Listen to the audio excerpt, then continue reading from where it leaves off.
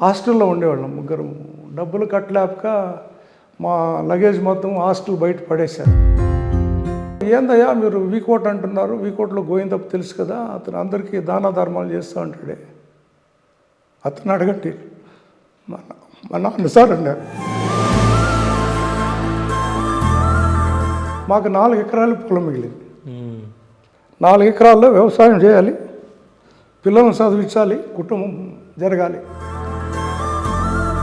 అలాంటి టైంలో కూలి పనికి పోయేవాడిని, 10 రూపాయలు కూలి. భూములన్నీ అమ్మి ఇతరులకు పెట్టేయడం నాన్నగారు 90% కరిగిపోయాయి. రాజకీయాల్లోనే నాన్న ఎవరి దగ్గర డబ్బులు ఆశించేవాడు కాదు, ఎవరికైనా పెళ్ళి అంటే భూమి అమ్మి ఇచ్చేసేవాడు. ఇప్పుడు ఆ బాధలన్నీ చూసి మా ఫ్యామిలీ ఇప్పటికీ ఉమ్మడి కుటుంబం. ఆ విధంగా కష్టపడుతూ తమ్ముళ్ళని ఇద్దరిని చార్టర్డ్ అకౌంటెన్సీ చేయించాను. ట్రాన్స్పరెన్సీగా ఇవన్నీ కూడా కష్టంతో చెమటతో సంపాదించాము. ఎక్కడ కానీ ఏ టీడీపీ లీడర్ కానీ, బీజేపీ లీడర్ కానీ, కాంగ్రెస్ కానీ వాసన్న ఈ విధంగా తప్పు చేసినాడు, రాజకీయాల్లో సంపాదించుకున్నాడు అంటే ఆ రోజే రాజకీయాలు వదిలేస్తా, పదవి కూడా రాజీనామా చేస్తా.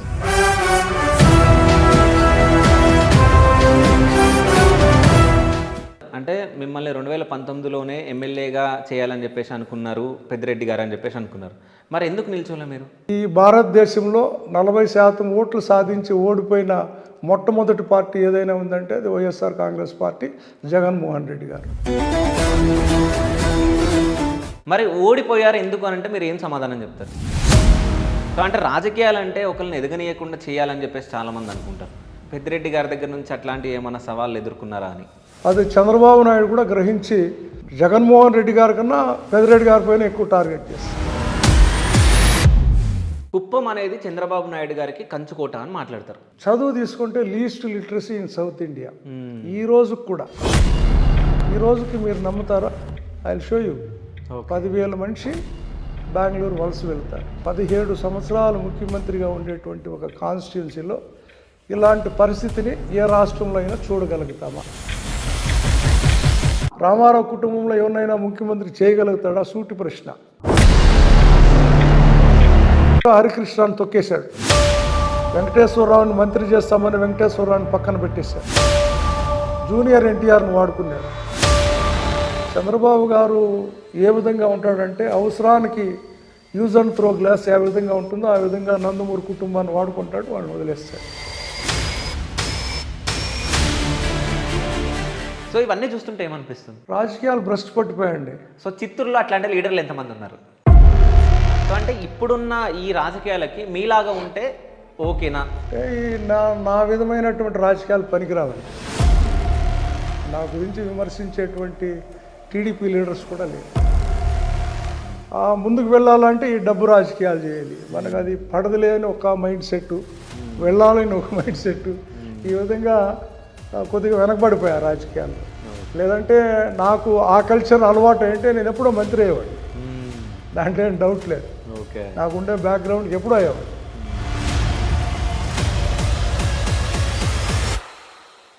రెండు 2029లో సో మేము మిమ్మల్ని ఎమ్మెల్యేగా చూడబోతున్నామని అంటే మీరేమంటారు? ఇస్తే నేను కానీ మా అబ్బాయి కానీ పోటీ చేయాలని సిద్ధంగా ఉన్నాను. Okay. Hi, welcome to Shiva studios. నేను మీ శివ చౌదరి. సో ఈరోజు మీ ముందుకు ఒక స్పెషల్ గెస్ట్ని తీసుకొని రావడం జరిగింది. సో ఆ పర్సన్ ఎవరో కాదు, చిత్తూరు జిల్లా పరిషత్ చైర్మన్, వైసీపీ లీడర్ శ్రీనివాసులు గారు. నమస్తే సార్. నమస్తే అండి. నమస్తే. ఎలా ఉన్నారు సార్? బాగున్నాను. సో చిత్తూరు జిల్లా ఎలా ఉంది? చిత్తూరు జిల్లా మౌలికంగా చూసుకుంటే వెనకబడిన జిల్లా. ఈ జిల్లాలో ఇప్పటి వరకు పరిశ్రమలు లేవు, వ్యవసాయ ఆధారిత ఫ్యాక్టరీస్ లేవు. అంటే మనం ఏదైతే ఫుడ్ ప్రాసెసింగ్ యూనిట్స్ అంటాం అటువంటివి లేవు.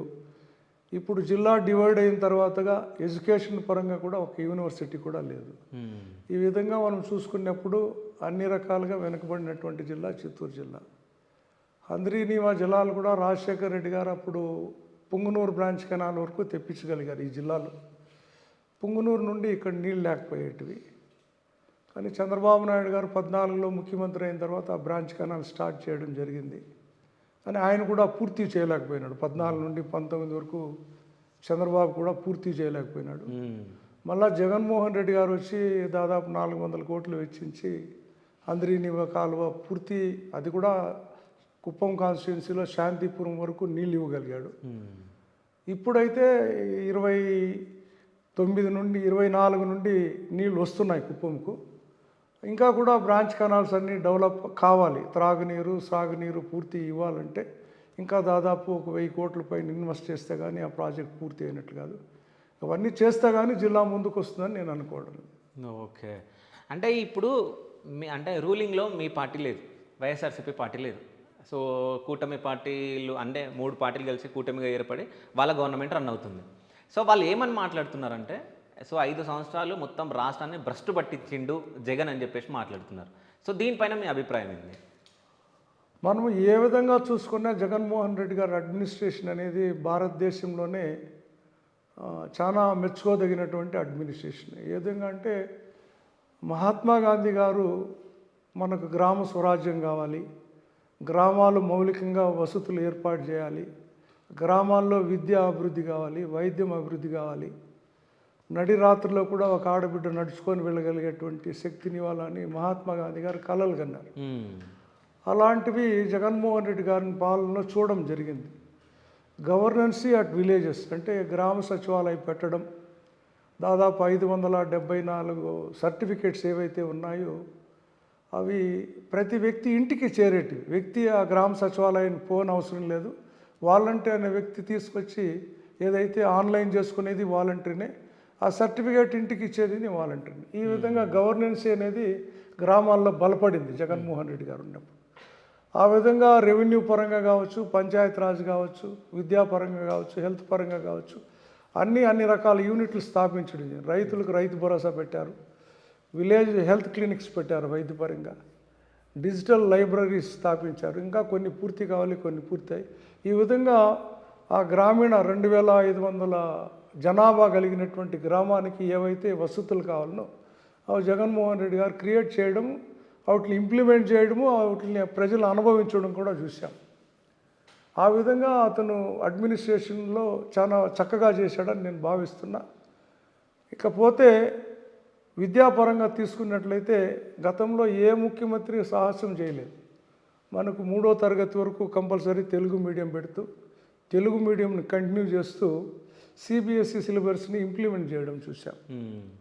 ఇంప్లిమెంట్ చేయడమే కాదు, టెక్స్ట్ బుక్స్లో ఒక పేజీలో తెలుగు ఉంటే ఒక పేజీలో ఇంగ్లీష్ ఇవ్వడం చూసాం. దానికి కావాల్సినటువంటి ఉపాధ్యాయ బృందాలు ఎక్కడా కొరత లేకుండా సబ్జెక్ట్ వైజ్ టీచర్స్ని ఇవ్వడం కూడా జరిగింది. ఈ విధంగా విద్యాపరంగా కూడా ముందుకు తీసుకెళ్ళడం చూసాం. ఇక 8th స్టాండర్డ్ నుండి వాళ్ళు ముందుకు +1, +2కి వెళ్ళాల్సి వస్తుంది కాబట్టి ఆ విద్యార్థులకు ఇంకా ఏదైనా చేస్తే బాగుంటుందని చెప్పి ట్యాబ్స్ ఇవ్వడం, ఆ ట్యాబ్స్లో 9 రకాల భాషలను లోడ్ చేసి వాళ్ళకి కావాల్సినటువంటి భాషలో వాళ్ళు నేర్చుకునే విధంగా కోచింగ్ ఇవ్వడం కూడా చూసాం. ఆ విధంగా విద్యని ముందుకు తీసుకెళ్తూ ఇప్పుడున్నటువంటి హై స్కూల్స్ ఏవైతే ఉన్నాయో, అంటే మండల్ హెడ్ క్వార్టర్స్లో ఉండేటువంటి జిల్లా పరిషత్ హై స్కూల్స్లో ఇంటర్మీడియట్ని ప్రవేశపెట్టడం చూసాం. అంటే +1, +2ని కూడా ప్రభుత్వ కాలేజెస్ అయితే రాష్ట్ర వ్యాప్తంగా చూసుకున్నప్పుడు చాలా తక్కువ ఉన్నాయి.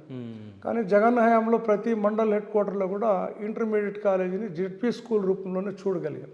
ఆ విద్యార్థి అక్కడే 10th పాస్ అయితే +1, +2 చేసుకునే విధంగా ఆ విధంగా చూసాం.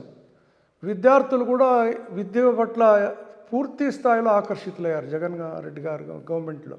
ఏ విధంగా అంటే అమ్మఒడి ఇచ్చాడు. అమ్మఒడి ఇస్తూ 75% ఉంటేనే ఆ విద్యార్థికి అమ్మఒడి ఇస్తుందని కూడా ఒక రూల్ పెట్టారు.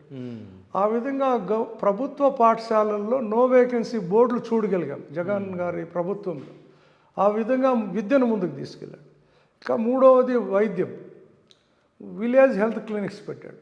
విలేజ్ హెల్త్ క్లినిక్లోనే ఒక మెడికల్ డాక్టర్, అక్కడ ఏఎన్ఎం, ఒక ఆశా వర్కర్, వీళ్ళతో పాటు మంత్లీ ప్రతి సచివాలయంలో కూడా ఫిజిషియన్ ఫర్ ఫ్యామిలీ కాన్సెప్ట్ అనే రూపంలో 7 స్పెషలిస్ట్ డాక్టర్లు వచ్చేవాడు. వచ్చి ఆ 2500 జనాభాకి ఏం కావాలి, వాళ్ళ ఇండ్లలో డైరెక్ట్ వెళ్ళి వాళ్ళకి 7 రకాల జబ్బులు చెక్ చేసి వాళ్ళకి కావాల్సినటువంటి మెడిసిన్స్ ఇండ్లలో ఉచితంగా ఇచ్చేవాడు. ఈ విధంగా వైద్యపరంగా కూడా ముందుకెళ్ళాడు. ఈ రకంగా గ్రామీణ ప్రాంతాల్లో అన్నింటినీ కూడా ఆయన దగ్గరగా చూసి ఈ అభివృద్ధి తీసుకొచ్చి ముందుకు వెళ్ళాడని మేము భావిస్తున్నాం జగన్మోహన్ రెడ్డి. ఇక పారిశ్రామికంగా మనకు అమరావతి అయితే నీటిలో మునిగేటువంటి ప్రాంతం, ఆ ప్రాంతాన్ని అభివృద్ధి చేయలేము అని అనుకున్నాం. ఇప్పుడు చంద్రబాబు చెప్తున్నది కూడా అదే. ఆర్థిక రాజధాని వైజాగ్ అంటాడు, అసెంబ్లీ అమరావతి అంటాడు, న్యాయ వ్యవస్థ కర్నూలు అంటాడు. జగన్మోహన్ రెడ్డి చెప్పింది కూడా సేమ్. కదంటే ఆయన ఆర్థిక రాజధాని అంటున్నాడు, ఆయన ఎగ్జిక్యూటివ్ రాజధాని అని చెప్పాడు జగన్మోహన్ రెడ్డి. మనకు వచ్చేటువంటి ఇన్ఫ్రాస్ట్రక్చర్స్ పారిశ్రామికంగా ఏదైనా అభివృద్ధి సాధించాలంటే వైజాగ్ మనకి పట్టణం ఉంది, పట్టణంలో ఓడరేవులు ఉన్నాయి మనకు. అక్కడైతే మనం అభివృద్ధి ఈజీగా సాధించవచ్చు. పట్టణాన్ని డెవలప్ చేయాల్సిన పని లేదు, అన్ని మౌలిక వసతులు కూడా మనకి ఇమీడియట్గా అందుబాటులో ఉంటాయని చెప్పి వైజాగ్ను కేంద్రీకరంగా చేసుకొని మనకి కొన్ని పరిశ్రమలు కూడా తేవడం జరిగింది. ఈ మధ్యనే గౌరవ లోకేష్ బాబు గారిని అడిగితే జగన్మోహన్ రెడ్డి గారు సమ్మిట్ పెట్టారు, అవన్నీ కూడా ఫెయిల్ అయ్యాయి, ఆయన ఏమీ తేలేకపోయినాడని చెప్పారు కదా. ఈరోజు మళ్ళా మీరే చెప్తున్నారు అవన్నీ ప్రాసెస్లో భాగంగా కొన్ని వచ్చాయి, వాటిని మేము కూడా కంటిన్యూ చేస్తున్నామని చెప్పి జగన్మోహన్ రెడ్డి గారు కూడా నేషనల్ మీడియా అడిగి చూసాం. కాబట్టి పారిశ్రామికంగా కూడా మనం వైజాగ్ ప్రాంతంలో అభివృద్ధి చేయడం చూసాం. ఇంకా కొన్ని న్యాయ వ్యవస్థను తీసుకెళ్ళి కర్నూలులో పెట్టాలనడం, అమరావతిని ఒక అసెంబ్లీ కాన్స్టిట్యున్సీ మనం కాన్స్టిట్యూషనల్ రాజధానిగా చేయాలని, ఈ విధంగా కూడా 3 ప్రాంతాలని మౌలికంగా అభివృద్ధి చేస్తే ప్రాంతాల అభివృద్ధి అయితే ఫైనాన్షియల్గా అందరూ బాగుంటారనే ఒక కాన్సెప్ట్తో ఈ విధమైనటువంటి అడ్మినిస్ట్రేషన్ తీసుకురావడం ద్వారా మనకు పక్క రాష్ట్రమైనటువంటి తమిళనాడు స్టాలిన్ గారు పొగిడాడు. గ్రామీణ ప్రాంతాల్లోకి గవర్నెన్స్ వెళ్తూ ఉంది, సెక్రటరియట్కి రావాల్సిన అవసరం లేదు. ఇక్కడ సిద్ధరామయ్య గారు చెప్పారు, మనకు ఆంధ్రాలో పాలసీ చాలా బాగుంది, గ్రామ సచివాలయం మనం పెడితే బాగుంది. కేరళలో విజయన్ సీఎం గారు చెప్పారు, మనకు ఢిల్లీ అప్పుడు సీఎం కేజ్రీవాల్ గారు చెప్పారు, మమతా బెనర్జీ గారు చెప్పారు. ఈ విధంగా అనేక రాష్ట్రాల్లో జగన్మోహన్ రెడ్డిని చూసి ఇంప్రెస్ అయ్యి ఇటువంటి వ్యవస్థను మనం కూడా రాష్ట్రాల్లో పెడితే బాగుంటుంది అని వాళ్ళు అన్నప్పుడు ఈ రాష్ట్రం జగన్మోహన్ రెడ్డి గారు పాలనలో అత్యధిక స్థాయిలో అభివృద్ధి చెందిందని నేను భావిస్తున్నాను. సో అంటే మీరు అభివృద్ధి చెందిందని భావిస్తున్నారు, మంచి చేశారు అని చెప్పేసి మీరు చెప్తున్నారు. మరి ఓడిపోయారు ఎందుకు అని అంటే మీరు ఏం సమాధానం చెప్తారు? ఓడిపోవడానికి స్వయం కృతాపదం అంటాను నేను. ఓకే, అది ఏ విధంగా అంటే జగన్మోహన్ రెడ్డి గారు సంక్షేమాన్ని నమ్మారు, ప్రజలు నమ్మారు. ఇక్కడ గ్రామీణ ప్రాంతాల్లో ఉన్నటువంటి వార్డు స్థాయి మెంబర్ కానీ, ఎంపీటీసీ కానీ, సర్పంచ్ కానీ, లేదా ఎంపీపీ కానీ, జిల్లా పరిషత్ సభ్యుడు కానీ, వీళ్ళందరూ గ్రామీణ ప్రాంతాల్లో కేంద్రీకరమైనటువంటి లీడర్స్. ఈ లీడర్స్ ప్రమేయం లేకుండా వాలంటరీ వ్యవస్థ ద్వారా ప్రతి ఇంటికి వెళ్ళి అతనికి రేషన్ కార్డు కావాలన్నా, ఇల్లు కావాలన్నా, జగనన్న సైట్ కావాలన్నా, లేదా ఫీజు రియంబర్స్మెంట్ కావాలన్నా, ఆరోగ్యశ్రీ కావాలన్నా, మీకు డ్వాగా రుణమాఫీ కావాలన్నా, చేయూత వచ్చిందా లేదా, అమ్మఒడి వచ్చిందా లేదా, ఇలాంటి అనేక సంక్షేమ పథకాలు, లేదా తాతకు పెన్షన్ వచ్చిందా లేదా, ఇలాంటివన్నీ కూడా వాలంటీర్లు చేసేసేవాడు. ఇక్కడ స్థానికంగా ఉండే లీడర్లకి ఏమాత్రం కనెక్టివిటీ లేదు ప్రజలకి. ఈ కనెక్టివిటీ తప్పిపోవడం వల్ల కార్యకర్తల్లో నిరుత్సాహం ఉన్నదానివల్ల ఓడిపోవడం జరిగింది తప్పితే ప్రజలు మాకు 40% ఓట్లు వేశారు. ఈ భారతదేశంలో 40% ఓట్లు సాధించి ఓడిపోయిన మొట్టమొదటి పార్టీ ఏదైనా ఉందంటే అది వైఎస్ఆర్ కాంగ్రెస్ పార్టీ, జగన్మోహన్ రెడ్డి గారు. కానీ జగన్మోహన్ రెడ్డి గారు కూడా ఇప్పుడు పదే చెప్తున్నారు అన్ని రివ్యూస్లో కూడా, ఈ విధంగా మనం పొరపాటు పడ్డాము, మనము అందరికీ సంక్షేమాలు ఇస్తున్నాం, ప్రజలు మన వైపు ఉన్నారు అనుకున్నాము, కానీ గ్రామీణ ప్రాంతాల్లో ఉండేటువంటి లీడర్లని మనం మర్చిపోయాము. ఆ లీడర్లు ఇంకేదైతే ఇక మీదట మనం జరగబోయేటువంటి లోకల్ బాడీ ఎలక్షన్స్ కావచ్చు, రేపు 29లో జరగబోయేటువంటి శాసనసభ పార్లమెంట్ ఎలక్షన్స్ కావచ్చు, ఆ గ్రామ కమిటీ ఏది తీర్మానం చేసి ఏది చెప్తే దానే మనం ఇంప్లిమెంట్ చేద్దామనే ఒక మౌలికమైనటువంటి దిశానిర్దేశాన్ని అయితే ఇవాళకే జగన్మోహన్ రెడ్డి గారు కూడా ఇవ్వడం జరిగింది. ఆ విధంగా ముందుకు వెళ్ళే ప్రయత్నాలు కూడా జగన్మోహన్ రెడ్డి గారి రూపంలో స్థానికంగా ఉండే అసెంబ్లీ ఇన్ఛార్జెస్ కావచ్చు, పరిశీకులు కావచ్చు, జిల్లా ఇన్ఛార్జీలు కావచ్చు, ఆ విధంగా వెళ్తున్నాం. కాబట్టి ఓడిపోవడానికి అది ఒక ముఖ్యమైన కారణంగా నేను కూడా భావిస్తున్నాను. ఓకే. సో 3 పార్టీలు కలిసి ఒక కూటమిగా ఏర్పడి ఒక్క పార్టీ పైన పోటీ చేయడం జరిగింది. సో అప్పుడు మీ అభిప్రాయం ఏముండే? అంటే గెలుస్తామని అనుకున్నారా? ఓడిపోతామని అనుకున్నారా? అసలు ఏమనిపించింది ఆ 3 పార్టీలు కలిసి ఒక కూటమిగా ఏర్పడ్డప్పుడు? మాకు జగన్ గారు ఒక స్లోగన్ ఇచ్చారు, వై నాట్ 175 అని. ఓకే. ఖచ్చితంగా ప్రజలు కూడా ఇప్పటికీ ఓటేసింటే ప్రజలు మ్మ్. మనం ఏ విధంగా ఓడిపోయామనే క్వశ్చన్ మార్క్ వాళ్ళకే ఉంది. మేము మీకు ఓటేసామన్నా ఎందుకు ఓడిపోయాం మాకు అర్థం కావడం లేదు అనేది ప్రజలు కూడా ప్రశ్నిస్తున్నారు మ్మ్. మాకైతే పూర్తి స్థాయి 100కు 100% నమ్మకం ఉండేది. ఎక్కడ మేము గ్రామాల్లో వెళ్ళినా స్వాగతం పలికేవాళ్ళు, హారతులు ఇచ్చేవాళ్ళు, మాకు వంట వార్పు వాళ్ళే చేసి ఉచితంగా భోజనాలు పెట్టేవాళ్ళు. ఈ విధంగా చూసుకున్నప్పుడు మాకు ఎక్కడ అనుమానం రాలేదు. మ్మ్. సో ఇప్పుడు పవన్ కళ్యాణ్ కానీ లేదు చంద్రబాబు నాయుడు కానీ బీజేపీ కలిసినప్పుడు ఈ కుటుంబీలో అందరూ ఒకటై మమ్మల్ని ఓడిస్తారనేది మేము ఎక్కడా ఆలోచన చేయలే. మ్మ్. కానీ కుటుంబీ ఏ విధంగా ఒకటైందంటే మేము ఓడిపోవడానికి కారణం ఒకటి గ్రామీణ ప్రాంతాల్లో ఉండేటువంటి మా లీడర్స్ అయితే, రెండవది కుల రాజకీయాలు. మ్మ్. కులపరంగా అటు కాపు సామాజిక వర్గం, అటు కమ్మ సామాజిక వర్గం వీళ్ళందరూ కూడా ఒకటై పై స్థాయిలో బీజేపీ వాళ్ళు హిందూతత్వం అనే ఒక నిదానాన్ని తీసుకొచ్చి ముగ్గురు కలిసికట్టుగా పోరాడడం వల్ల మేము ఓడిపోవడం జరిగింది. ఓకే. సో అంటే ఇప్పుడు చిత్తూరుకి వస్తే, సో చిత్తూరు అనగానే ఫస్ట్ గుర్తుకొచ్చే పేరు పెద్దిరెడ్డి రామచంద్రారెడ్డి. అంటే చిత్తూరుని మొత్తం ఆయనే శాసించాలని చెప్పేసి అనుకుంటారు, ఆయననే శాసిస్తారు అని చెప్పేసి చాలామంది మాట్లాడుకుంటారు. అది వాస్తవమా కాదా? పెద్దిరెడ్డి రామచంద్రారెడ్డి గారిని నేను దాదాపు 1986 నుండి చూస్తున్నానండి. మ్మ్. జగన్మోహన్ రెడ్డి గారు రాజకీయాలకు 2006లో వచ్చారు, 2009లో ఎంపీగా వచ్చారు. మ్మ్. నేను 86 నుండి రామచంద్రారెడ్డి వాళ్ళ ఫ్యామిలీతో ఉన్నాను. ఓకే. అలాగే రాజశేఖర్ రెడ్డి గారితో కూడా ఉన్నాను. మ్మ్. రామచంద్రారెడ్డి ఒక పట్టుదల కలిగినటువంటి వ్యక్తి. మ్మ్. జిల్లా స్థాయిలో రామచంద్రారెడ్డి గారు జిల్లా కాంగ్రెస్ అధ్యక్షులైన తర్వాతనే ఈ 14 నియోజకవర్గాలు ఏవైతే ఉన్నాయో పూర్తి స్థాయి అంటే మనము ఈ జిల్లా 2 రాష్ట్రాల కూడల్లో ఉంది. ఒక పక్కన తమిళనాడు, ఒక పక్క కర్ణాటక. 2 రాష్ట్రాల సరిహద్దు గ్రామాలకు కూడా వెళ్ళి పార్టీని బలోపేతం చేసినటువంటి వ్యక్తి. సో ఎవరైనా కష్టాల్లో ఉంటే రామచంద్రారెడ్డి దగ్గరికి వెళితే నేనున్నాను, అప్పటికప్పుడే ఫోన్ తీసి కన్సర్న్ ఆఫీసర్స్తో మాట్లాడి, లేదా ఆర్థికంగా వాళ్ళకి ఏదైనా సహాయం కావాలంటే చేసి, విద్యాపరంగా ఏదైనా సహాయం కావాలంటే చేసి, ఆ విధంగా ఆయన నాయకత్వాన్ని ఆయన బలపరుచుకొని జిల్లాలో ఒక పెద్ద లీడర్ కాగలిగాడు. మ్మ్. అది వ్యక్తిగతంగా ఆయనకు ఉండేటువంటి బలం. మ్మ్. పార్టీ కన్నా కూడా వ్యక్తిగా ఆయన బలంగా ఉన్నాడు. పార్టీని ఎక్కడా కానీ ఆయన నేనే లీడర్ అని చెప్పుకోడు. జనరల్గా అప్పుడు కాంగ్రెస్లో కానీ ఇప్పుడు వైసీపీలో కానీ నేనే నాయకుడు, నా మాట వినాలని ఎక్కడ ఆయన చెప్పిన సందర్భాలలో మేము చూసింది లేదు. మ్మ్. కానీ ఆయన నాయకత్వంలో పనిచేయడానికి అందరూ ఇష్టపడతారు. జిల్లాలో ఉండే అందరు లీడర్లు కూడా త్రాటిపైన ఆయన వెనకింటి వెళ్ళడానికి అందరూ ఇష్టపడతారు. ఎవరు డైరెక్ట్గా అపోజ్ చేసినటువంటి లీడర్లు ఎవరు లేరు ఇక్కడ. ఒకానొక సందర్భంలో మీరు చూసుకున్నట్లయితే 89 నుండి మొన్న జరిగినటువంటి 24 ఎలక్షన్ల వరకు రామచంద్రారెడ్డి హవా పూర్తిగా జరిగింది. మ్మ్. 89 నుండి మొట్టమొదటిసారి 24 ఎలక్షన్లలో పూర్తి స్థాయిలో జిల్లాలో ఓడిపోవడం. 89 నుండి మనం 19 వరకు చూసుకున్నట్లయితే ప్రతిసారి మెజారిటీ స్థానాలు, మెజారిటీ లోకల్ బాడీస్ అన్నీ కూడా అటు కాంగ్రెస్ ఇటు వైసీపీ గెలుచుకున్నాయి. ఆ విధంగా రామచంద్రారెడ్డి ఒక బలమైన నాయకుడిగా జిల్లాలో ఉండేవాళ్ళు అందరూ గుర్తిస్తారు.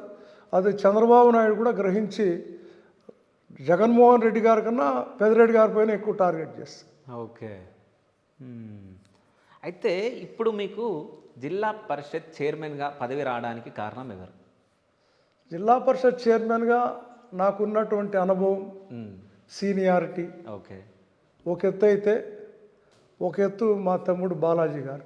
ఓకే. మా తమ్ముడు బాలాజీ గారు జగన్మోహన్ రెడ్డి దగ్గర ఆడిటర్గా ఉన్నారు. ఇంకొక పక్కన పెద్దిరెడ్డి రామచంద్రారెడ్డి గారి శిష్యుడిగా నేను 86గా ఉన్నాను కాబట్టి లోకల్లో ఉన్న ఏ శాసనసభ్యుడు కానీ పార్లమెంట్ సభ్యుడు కానీ అడ్డు చెప్పకుండా ఏకగ్రీవంగా తీసుకోవడం జరిగింది. ఓకే. సో అంటే పెద్దిరెడ్డి రామచంద్రారెడ్డి గారు మీకు జిల్లా పరిషత్ ఇవ్వకుండా ఏమైనా చేశారా అంటే మీరు ఏం చెప్తారు? ఎక్కడా బహిరంగంగా ఆయనే ప్రపోజ్ చేశాడు. ఓకే. ముందు కొన్ని రాజకీయ ఈక్వేషన్స్లో ఒక్కొక్క సందర్భంలో కొందరిని చేయాలనుకోవడం సహజంగా ఉంటుంది, అన్ని పార్టీల్లో కూడా ఉంటాయి. 14లో నన్ను ఎమ్మెల్యే చేయాలనుకున్నారు జగన్మోహన్ రెడ్డి గారు, పెద్దిరెడ్డి గారు కూడా అనుకున్నారు చేయాలని. ఓకే. బట్ నాకు ఆర్థిక వనరులు సహకరించకుండా నేనే పోటీకి వెళ్ళలేదు. అలాంటి సందర్భంలో వచ్చిన అవకాశాన్ని నాకు ఇవ్వకుండా ఇంకెవరికి ఇస్తారు? ఆయన మధ్యలో ఎవరైనా ఉండొచ్చు, బట్ ఒక సీనియారిటీ చూసి అక్కడ జగన్మోహన్ రెడ్డి గారు ఇచ్చినటువంటి సలహాలు తీసుకొని నన్ను చేయడం జరిగింది. ఓకే. సో అంటే మీ ఇద్దరి మధ్యలో అనుబంధం అలాగే ఉందా? ఏమన్నా మధ్యలో ఏదన్నా ఇప్పటికీ ఏదైనా అవసరం వస్తే వాసు ఈ పని ఉంది, ఎక్కడున్నావు, త్వరగా వచ్చి చూడు అని చెప్తాడు. సో అంటే రాజకీయాలు అంటే ఒకరిని ఎదగనీయకుండా చేయాలని చెప్పేసి చాలామంది అనుకుంటారు. సో అట్లా మీ పైన పెద్దిరెడ్డి గారి దగ్గర నుంచి అట్లాంటి ఏమైనా సవాళ్ళు ఎదుర్కొన్నారా అని? అటువంటిది ఏం లేదు, ఆయనే నాకు ఆర్థికంగా సహాయం పడతామన్నాడు. ఓకే. 2019 ఎలక్షన్స్లో మరలా జగన్మోహన్ రెడ్డి గారు అడగడం జరిగింది, మీరు పోటీ చేయండి మీ ఫ్యామిలీలో ఎవరైనా అంటే, ఆర్థికంగా ఇబ్బందులు ఉంటాయంటే నేను నీకు ఎంత డబ్బు కావాలో ఇస్తానన్నాడు రామచంద్రారెడ్డి. మన దగ్గర డబ్బులు లేనప్పుడు ఇతరుల డబ్బు పైన ఆశించి పోటీ చేయకూడదని నేను విరమించుకున్నాను. ఎక్కడా నా మైండ్ సెట్లో ఎక్కడా నాకు అదైతే కనబడలేదు. డైరెక్ట్గా కూడా ఆయన చెప్పింది ఏం లేదు, ఎప్పుడు నువ్వు బాగుంటే నేను బాగుంటాను అని చెప్తాడు. అయితే ఇప్పుడు మీరు అన్నారు అంటే మిమ్మల్ని 2019లోనే ఎమ్మెల్యేగా చేయాలని చెప్పేసి అనుకున్నారు పెద్దిరెడ్డి గారు అని చెప్పేసి అనుకున్నారు, మరి ఎందుకు నిల్చోలే మీరు? డబ్బులు ఆర్థికంగా నేను ఆ స్థాయిలో లేను. అన్నీ ఆయన చూసుకుంటా అన్నారు కదా. చూసుకుంటాను అన్నప్పుడు కూడా ఆయన పైన ఆధారపడాలి కదా. ఓకే. నేను ఒకరిపైన ఆధారపడి రాజకీయాలు చేయదలుచుకోలేదు. ఎప్పుడు కూడా వ్యక్తిగతంగా నేను ఒక స్థాయికి తీసుకురావడానికి నా ప్రయత్నంలోనే నేను వచ్చాను తప్పితే ఇతరుల పైన ఎక్కడ చేయి జాన్స్ ఇప్పుడు నేను డబ్బు తీసుకోలేదు ఎక్కడ. జిల్లాలో మచ్చలేని నాయకుడిగా ఉన్నా నా చేయి ఎప్పటికీ ఇలాగే పెట్టుకున్నా ఇలా పోలేదు. ఆ మైండ్ సెట్తో నేను డబ్బు తీసుకోకుండా విరమించుకున్నా. ఓకే. అంటే మీ సైడ్ నుంచి ఒక పేరు మీరు ప్రపోజ్ చేసి ఈయనని ఎమ్మెల్యేగా నిల్చోబెడదామని చెప్పేసి ఒక పేరు చెప్పడం జరిగింది, అది వెంకటేష్ గౌడ గారు అనుకుంటా నాకు తెలుసు. సో అంటే ముఖ్యంగా ఆయననే ఎంచుకోవడానికి కారణం ఏంది? అంటే మీ ఫ్యామిలీలో ఎవరైనా పోటీ చేయండి అని చెప్పడం జరిగింది జగన్మోహన్ రెడ్డి గారు. అప్పుడు ఆర్థికంగా నేను ఇబ్బందులు ఉండేదానివల్ల ఆ అబ్బాయి నాకు దూర బంధువు అవుతాడు, వర్షకు మామ కొడుకు బావమరిది అవుతాడు. సో ఆ అబ్బాయి ఆర్థికంగా బాగున్నాడు కాబట్టి డబ్బులు ఖర్చు పెట్టుకోగలుగుతాడు, మా ఫ్యామిలీలో ఒక మెంబర్ ఎమ్మెల్యే అయినట్టు ఉంటుంది అని చెప్పి ఆలోచన చేసి ఆ అబ్బాయిని ప్రపోజ్ చేయడం జరిగింది. ఓకే. అప్పుడు కొన్ని రాజకీయ ఈక్వేషన్స్ వల్ల ఇక్కడ రాకేష్ రెడ్డి అని ఒక అతను, కుమార్ అని మున్సిపల్ చైర్మన్గా ఒక అతను, ఎక్స్-జెడ్పీ చైర్మన్ రెడ్డమ్మ అని వీళ్ళ ప్రయత్నాలు ఉన్నాయి. వాళ్ళనే కూడా కన్వీనర్స్గా అనౌన్స్ చేయడం జరిగింది జగన్మోహన్ రెడ్డి గారు. ఈ అబ్బాయిని లాస్ట్ మినిట్లో చేశారు. అప్పుడు పెద్దిరెడ్డి రామచంద్రారెడ్డి గారికి, మిథున్ రెడ్డి గారు కూడా నేనే తీసుకెళ్ళి ఇంట్రడ్యూస్ చేశాను వెంకటేగౌడ్. ఈ అబ్బాయి మా దూర బంధువు అవుతాడు, ఇట్లా ఎమ్మెల్యేగా పోటీ చేయాలనుకుంటున్నాము, ఆర్థికంగా ఇబ్బందులు లేవన్నా ఖర్చు పెట్టగలుగుతాడు అంటే, కొద్దిగా లేట్ అయింది, ఆల్రెడీ రాజకీయాల్లో కమిట్మెంట్లు ఉంటాయి కదా, అవన్నీ చూసుకోవాలి, నెక్స్ట్ టైం చూద్దాంలే అన్నారు. కాదన్నా కానే కావాలంటే సరే మీరు జగన్ సార్తో మాట్లాడండి అని తప్పుకున్నారు. అప్పుడు జగన్ సారు ఓకే చేశారు. ఓకే చేసి అప్పుడు అమర్నాథ్ రెడ్డి గారు మంత్రిగా ఉన్నారు, ఆయనపై నీ అబ్బాయి కలవడం జరిగింది. సో అంటే మీ రాజకీయ ప్రస్థానం ఎప్పుడు స్టార్ట్ అయింది? రాజకీయాల్లోకి మీరు ఎందుకు రావాలనుకున్నారు? నేను పుట్టక మునిపే మా నాన్నగారు సర్పంచ్. మా నాన్నగారు 62 మార్చిలో సర్పంచ్ అయ్యారు, నేను 62 సెప్టెంబర్లో పుట్టాను. నాకు 10 ఏళ్ళ వయసు, 72 వయసు వచ్చే వేళకే నాన్నగారు మళ్ళీ ఎలక్షన్లో పోటీ చేయాల్సి వచ్చింది. నాకు ఊహ వచ్చిన తర్వాత మరలా గ్రామ పంచాయతీ ఎలక్షన్స్లో పోటీ చేయాలన్నప్పుడు అప్పుడు ఈ పాంప్లెట్స్ అవన్నీ లేవు, ఈ స్టెన్సిల్స్ అంటారు, ఒక రేకు కట్ చేసుకొని అందులో అక్షరాలు కట్ చేసి ఒక బ్లూ ఇంక్తో గోడకు తీసుకెళ్ళి ఈ పెయింట్ రుద్దేస్తే పలానా గుర్తుకి పలానా అభ్యర్థికే మీ ఓటు అని వచ్చేటి. ఆ సిస్టమ్ ఉండేది అప్పుడు. ఈ పాంప్లెట్లు, బ్యానర్స్ ఇవన్నీ లేవు. సో అప్పుడు మా నాన్న ఎలక్షన్ కాబట్టి నేను కొద్దిగా ఇంట్రెస్ట్ తీసుకొని ఈ ప్రచారంలో భాగంగా ఈ బోర్డ్స్ అన్నీ తీసుకొచ్చి ముఖ్యమైన కూడల్లో వేయించేవాడిని.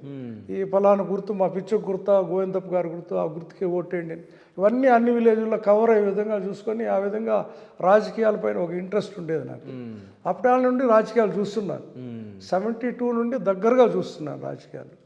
మరలా 78లో జనతా పార్టీ రావడము, ఆ, ఇందిరాగాంధీ గారు అప్పుడు ఆవు దూడు ఒక గుర్తు కోల్పోయి చేయి గుర్తు రావడం కూడా నేను దగ్గరగా చూశాను. ఓకే. బ్రహ్మానంద రెడ్డి గారు రెడ్డి కాంగ్రెస్ పెట్టి ఆవు దూడ తీసుకోవడం, ఇందిరాగాంధీ గారు మళ్ళా నేషనల్ కాంగ్రెస్ పార్టీకి చేయి గుర్తు తీసుకోవడం, ఇవన్నీ దగ్గరగా చూశాను. అప్పుడు కూడా మేము కాంగ్రెస్ పార్టీకే చేశాం. ఓకే. కాంగ్రెస్ పార్టీకి చేసాం. అప్పుడు భారతదేశం మొత్తం మీద జనతా పార్టీ గెలిచినప్పటికీ ఆంధ్ర రాష్ట్రంలో కాంగ్రెసే గెలిచింది, ఇందిరా కాంగ్రెస్. ఆ విధంగా కాంగ్రెస్ పార్టీతో అనుబంధమై నేను ఆ విధంగా కాంగ్రెస్లో కొనసాగుతూ రాజకీయాలపైన మక్కువ చూపడం జరిగింది. 82లో నాకు ఓటు వచ్చింది. ఓకే. 82లో మొట్టమొదటి ఓటు. అటు రామారావు పార్టీ పెట్టడం, ఆ పార్టీ పెట్టిన తర్వాత కూడా మేము అప్పుడు కాంగ్రెస్లోనే కంటిన్యూ అయ్యాం. ఆ విధంగా రాజకీయాల్లో మక్కువ చూపి కంటిన్యూ కావడం జరిగింది. అనేక పర్యాలు పోటీ చేసి ఓడిపోవడం కూడా జరిగింది. ఎందుకంటే ఒక పక్కన తెలుగుదేశం గాలి, ఒక పక్కన కాంగ్రెస్ నాయకత్వ లోపం, పెద్ద లీడర్లు మా ప్రాంతానికి రాకపోవడం. ఈ కుప్పం అంటే ఒక ముడుకు ప్రాంతం, ఇటు తమిళనాడు అటు కర్ణాటకలో ఉంటుంది. ఈ ప్రాంతానికి ఎవరు వచ్చిన రూట్లోనే రిటర్న్ వెళ్ళాలి, ఇది ఒక డిసడ్వాంటేజ్. కాబట్టి లీడర్స్ ఎప్పుడు పలమనేరు మదనపల్లి అట్లా కడప, లేదా మదనపల్లి నుండి వచ్చిన ఇటు పలమనేరు తిరుపతి ఇటు వెళ్ళిపోయాడు. ఈ విధంగా మాకు నాయకత్వ లోపం వల్ల ఇక్కడ బలం కాలేకపోయాం. ఓకే. సో రామచంద్రారెడ్డి గారు డిసిసి ప్రెసిడెంట్ అయిన తర్వాత ఆయన జిల్లా కాంగ్రెస్ అధ్యక్షుడిగా ఈ కుప్పం ప్రాంతంలో పర్యటించేటప్పుడు ఆయనకు ఆకర్షితులై ఆయన నాయకత్వంలో అన్ని ప్రాంతాల్లో తిరిగి పార్టీని ఆ విధంగా ఇక్కడ బలపడింది. బలం మనకు పూర్తి గెలుపు స్థాయికి చేరుకోకపోయినప్పటికీ మాకంటూ ఒక నాయకుడు ఉన్నాడు, పోతే మాట్లాడగలిగేటువంటి వాడు అని అట్లా రాజకీయాలకు రావడం జరిగింది. ఓకే. అంటే మీరు రాజకీయాలకు వచ్చి నాకు తెలిసి 40 ఏళ్ళ పైన అయింది. అవునా కదా? సో అంటే అప్పుడున్న రాజకీయాలకి ఇప్పుడున్న రాజకీయాలకి డిఫరెన్స్ అయింది అని అంటే ఏమని చెప్తారు? పూర్తి స్థాయి ఇప్పుడున్న రాజకీయాలకు అప్పుడున్న రాజకీయాలకి ఏమాత్రము పొంతం లేదండి. ఆ రోజుల్లో ఆ గౌరవం వేరు. గ్రామీణ ప్రాంతాల్లో వెళ్ళి ఇంటికి ఓటర్ అడగాల్సిన అవసరం లేదు. ఒక రచ్చబండ అనేవాళ్ళం, లేదా ఒక గుడి దగ్గర ఒక బడి దగ్గర కూర్చొని గ్రామం అంతా పిలిస్తే ఒక్కటిగా వచ్చేవాళ్ళు, ఇంటికి ఒక మనిషి రాని అంటే వచ్చేవాళ్ళు.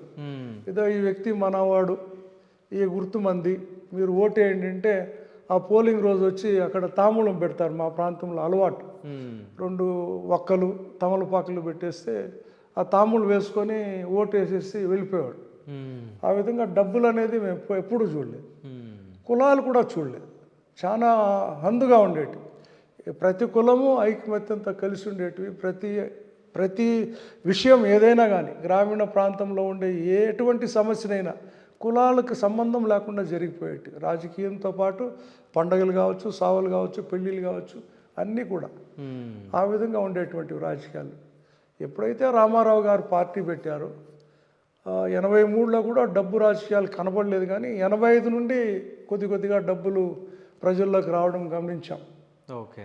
అంటే ఎన్టీఆర్ గారు స్టార్ట్ అయినప్పటి నుంచి ఓకే. కులాలు కూడా అప్పుడే వచ్చాయి.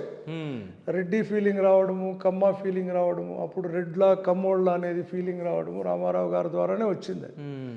ఆ విధంగా కుల రాజకీయాలు బయలుదేరాయి అప్పుడాల నుండి.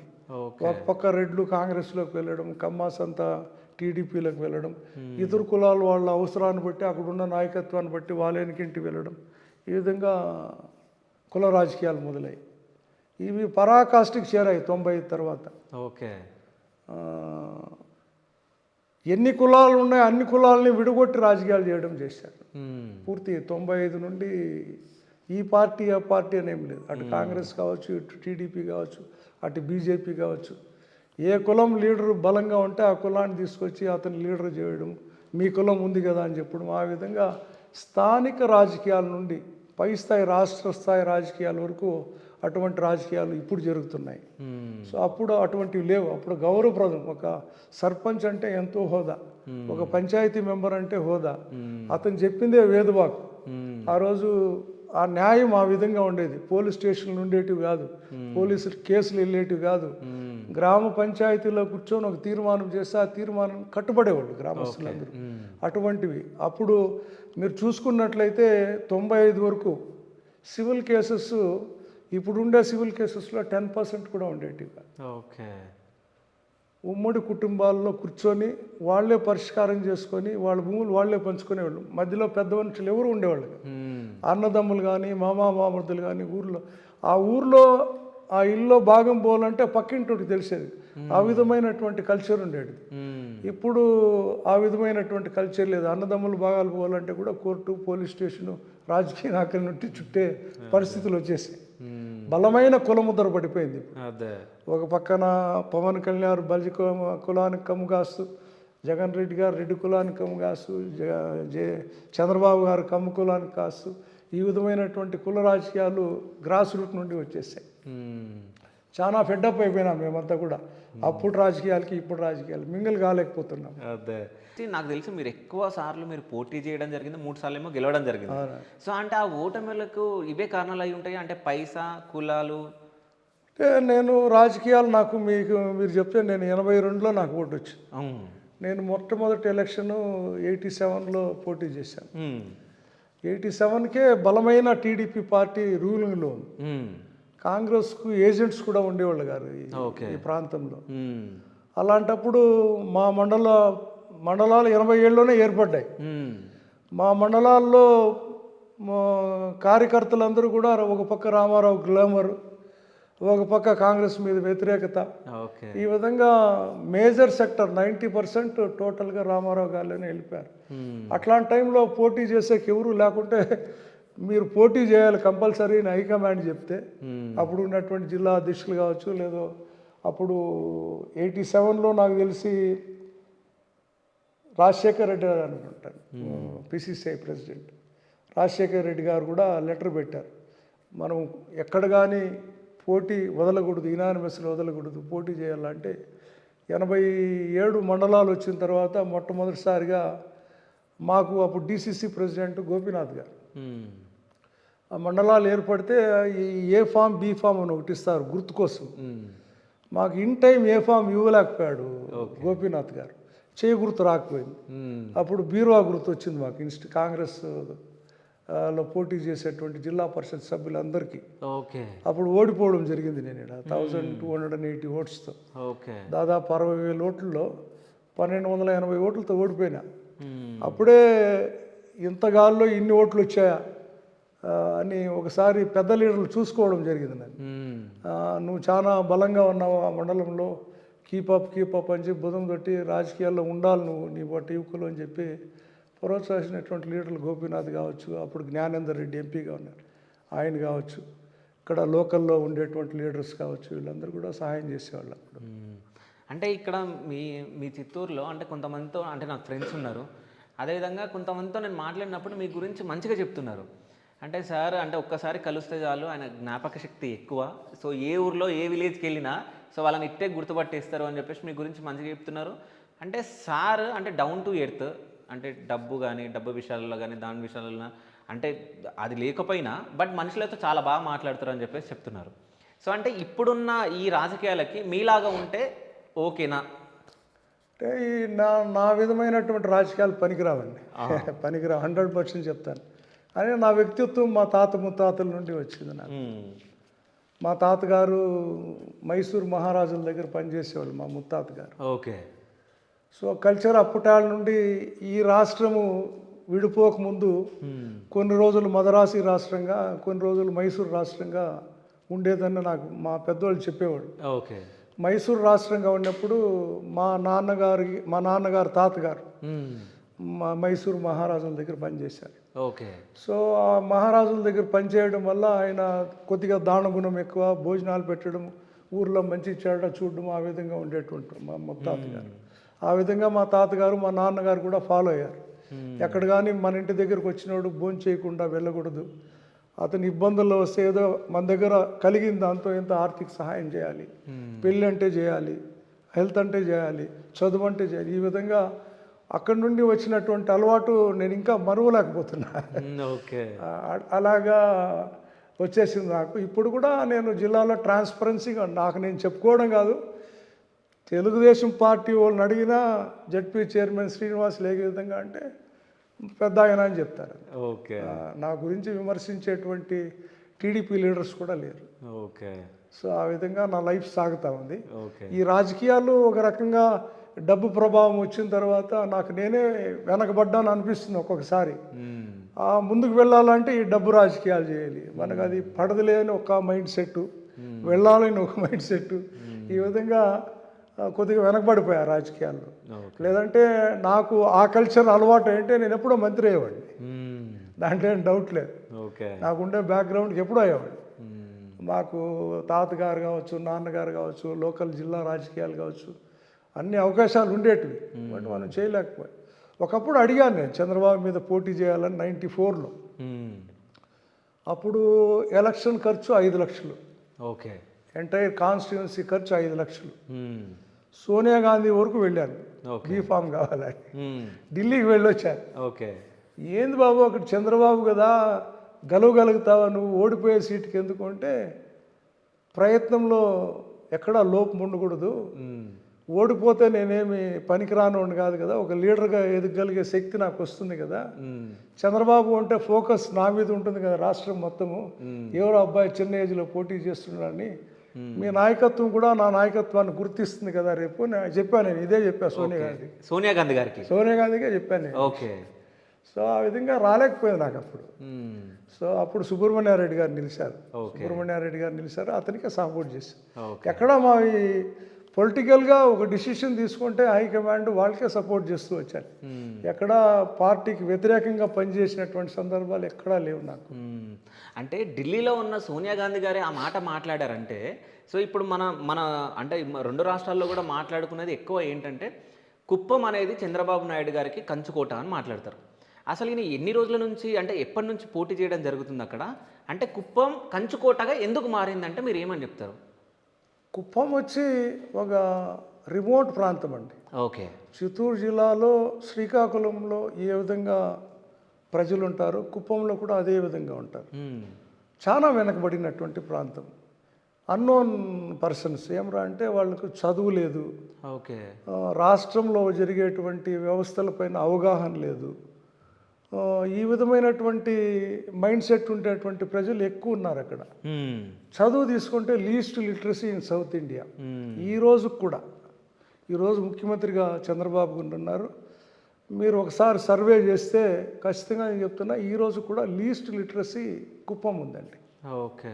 లిటరసీ లేకపోవడం వల్ల, ప్రజలు ప్రపంచంలో ఏం జరుగుతూ ఉంది తెలుసుకోకపోవడం వల్ల, ఈ విధమైనటువంటి ఓట్ బ్యాంక్ అక్కడ ఉంది కాబట్టి అక్కడ ఉంటే మనం గెలవగలుగుతామని చంద్రబాబు ఆ కాన్స్టిట్యున్సీ ఎన్నుకోవడం జరిగింది.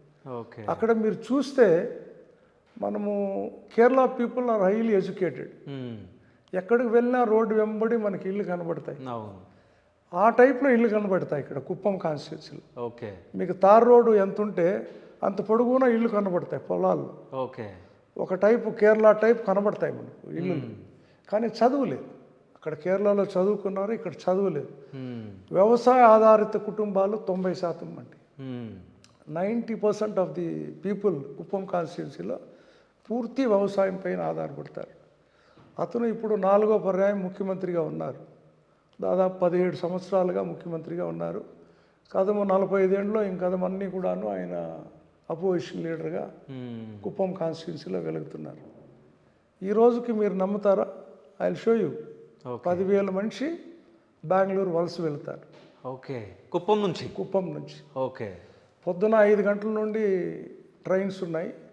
7:30 లోపల దాదాపు 4 ట్రైన్లలో 10,000 మనిషి ట్రావెల్ చేస్తారు కుప్పం. మరలా అక్కడ ఈవినింగ్ 5 o'clock ట్రైన్ స్టార్ట్ అవుతాయి. అక్కడ నుండి లాస్ట్ ట్రైన్ 9 o'clock ఆ ట్రైన్లో వచ్చి దిగేస్తారు. ట్రైన్ టికెట్ 360 రూపాయలు, local train, up and down for month. Okay. So వాళ్ళు వెళ్ళడానికి 1.5 to 2 hours పడుతుంది. బెంగళూరులో వెళ్తారు, లేబర్ వర్క్ చేసుకుంటారు. అక్కడ నుండి వచ్చి ఇక్కడ రాత్రి పనుకుంటారు, మళ్ళీ పొద్దున్నే వెళ్తారు. ఇప్పటికీ 17 సంవత్సరాలు ముఖ్యమంత్రిగా ఉండేటువంటి ఒక కాన్స్టిట్యున్సీలో ఇలాంటి పరిస్థితిని ఏ రాష్ట్రంలో అయినా చూడగలుగుతామా? ఓకే. అంటే కుప్పంకి మెడికల్ కాలేజ్ కూడా ఉందనుకుంటా. కుప్పంలో medical college, engineering college Chandrababu గారి హయాంలోనే వచ్చాయండి. ఓకే. పూర్తి private medical college, private engineering college. ఎందరో కుప్పం విద్యార్థుల్లో మెడిసిన్ అయింది, ఎందరో ఇంజనీరింగ్లో అయ్యారు ఒకసారి చూడండి మీరు. మొత్తం కార్పొరేట్ సెక్టర్లో ఇచ్చారు. ఓకే. అన్నీ పెయిడ్ సీట్స్, ఫ్రీ సీట్స్ అనేటివి ఏమి ఉండవు అక్కడ. ఉండేది కూడాను 10% 15% ఫ్రీ సీట్స్ వస్తే అవన్నీ కూడాను కాంపిటేటివ్లో మనము తిరుపతిలో సీట్ తెచ్చుకున్నాడు, విద్యానికేతన్లో తెచ్చుకున్నాడు, లేదా ఇంకొక మంచి కాలేజీలో తెచ్చుకున్నాడు అక్కడ వస్తాడు, రిమోట్ ఏరియా కాబట్టి. అలా అక్కడ విద్యా వ్యవస్థ ఏమాత్రం లేదు. మీరు నమ్ముతారా, అతను ఫస్ట్ 2 పర్యాయాలు ముఖ్యమంత్రిగా ఉన్నప్పుడు డిగ్రీ కాలేజ్ లేదు అక్కడ. 95 to 2004 there was no degree college at Kuppam. Okay. ఒక IRM degree, Indira Rajiv memorial degree college అని ఒక ప్రైవేట్ మెడికల్ కాలేజ్ ఉండేది. రాజశేఖర్ రెడ్డి గారు ముఖ్యమంత్రి అయిన తర్వాత డిగ్రీ కాలేజ్ ఇచ్చాడు. ఒక BA చదవాలన్నా, ఒక బీకామ్ చదవాలన్నా, BCSC చదవాలన్నా ఒక ప్రైవేట్ డిగ్రీ కాలేజీకి వెళ్ళాలి. చంద్రబాబు ముఖ్యమంత్రిగా ఉన్నప్పుడు first 2 periods. Okay. Rajasekhar Reddy గారు ముఖ్యమంత్రి అయిన తర్వాత డిగ్రీ కాలేజ్ ఇచ్చారు అక్కడ. ఆ విధంగా ఉంది విద్యా వ్యవస్థ. సో అంటే ఇప్పటికీ డెవలప్మెంట్ లేదు కుప్పం. మీరు ఒకసారి ప్రాక్టికల్గా చూడండి, నేను చూపుతాను. ఓకే. వెల్కమ్. ఎందుకురా అంటే మారుమూల ప్రాంతాలు, ఇప్పటికీ డెవలప్మెంట్ లేని గ్రామాలు. చంద్రబాబు హయాంలో ఏది డెవలప్ అయిందంటే రోడ్స్ కొద్దిగా బాగుపడ్డాయి, త్రాగునీరు వ్యవస్థ అన్ని గ్రామాలకి కూడా ఇవ్వాలని చెప్పి అప్పుడు సత్సాబాబు గారు ఒక ట్రస్ట్ పెట్టారు. ఆదికేశవులు నాయుడు గారు ఇక్కడ ఎంపీగా మన టీటీడీ బోర్డు చైర్మన్గా పనిచేశారు. ఆదికేశవులు నాయుడు గారు ట్రస్ట్, సత్సాయిబాబా మన అనంత పుట్టపర్తి ట్రస్ట్, 2 కోఆర్డినేషన్తో 1000 గ్రామాలకు నీళ్ళు ఇవ్వాలని ఒక సంకల్పంతో పుట్టపర్తి సాయిబాబా గారు అమౌంట్ ఇస్తే ఆ అమౌంట్ పూర్తి కుప్పం కాన్స్టిట్యున్సీలో ప్రతి గ్రామానికి ట్యాంక్ కట్టారు. ఓకే. సత్యసాయి సేవా ట్రస్ట్, ఆదికేశవులు నాయుడు గారు ట్రస్ట్తో ట్యాంకులు కట్టి గ్రామాలకు నీళ్ళు ఇచ్చారు. అదొక మంచి పని చేశారు. ఓకే. గ్రామాలు పొలిమేర్లు అటు బార్డర్ విలేజెస్ కావచ్చు, అక్కడ ఇక్కడ అన్ని రోడ్స్ వేశారు. ఈ 2 ఒక డెవలప్మెంట్ కింద నేను ఒప్పుకుంటాను ఆయన దగ్గర. ఓకే. విద్యా వ్యవస్థ డెవలప్ కాలేదు, పారిశ్రామికంగా డెవలప్ కాలేదు, వ్యవసాయ పరంగా డెవలప్ కాలేదు. ఇంకా ఏ విధమైన డెవలప్మెంట్ ఆశించవచ్చు మనం ఇంకా. ఓకే. సో ఇప్పుడు 17 ఏళ్ళు అయింది ఆయన ముఖ్యమంత్రి, 4th టైం. మీరు కిరణ్ కుమార్ రెడ్డి గారు 3 సంవత్సరాలు ముఖ్యమంత్రిగా ఉన్నారు. ఆయన కాన్స్టిట్యున్సీ ఒకసారి చూడండి, కుప్పం ఒకసారి. ఇద్దరు చిత్తూరు జిల్లా వాసులే. మనం రాజశేఖర్ రెడ్డి వరకు పోవాల్సిన అవసరం లేదు, లేదా జనార్దన్ రెడ్డినో విజయభాస్కర్ రెడ్డినో చూడాల్సిన అవసరం లేదు. చిత్తూరు జిల్లాలో 2 ముఖ్యమంత్రులు పనిచేశారు, ఒక్క పీలేరు, ఒక కుప్పం.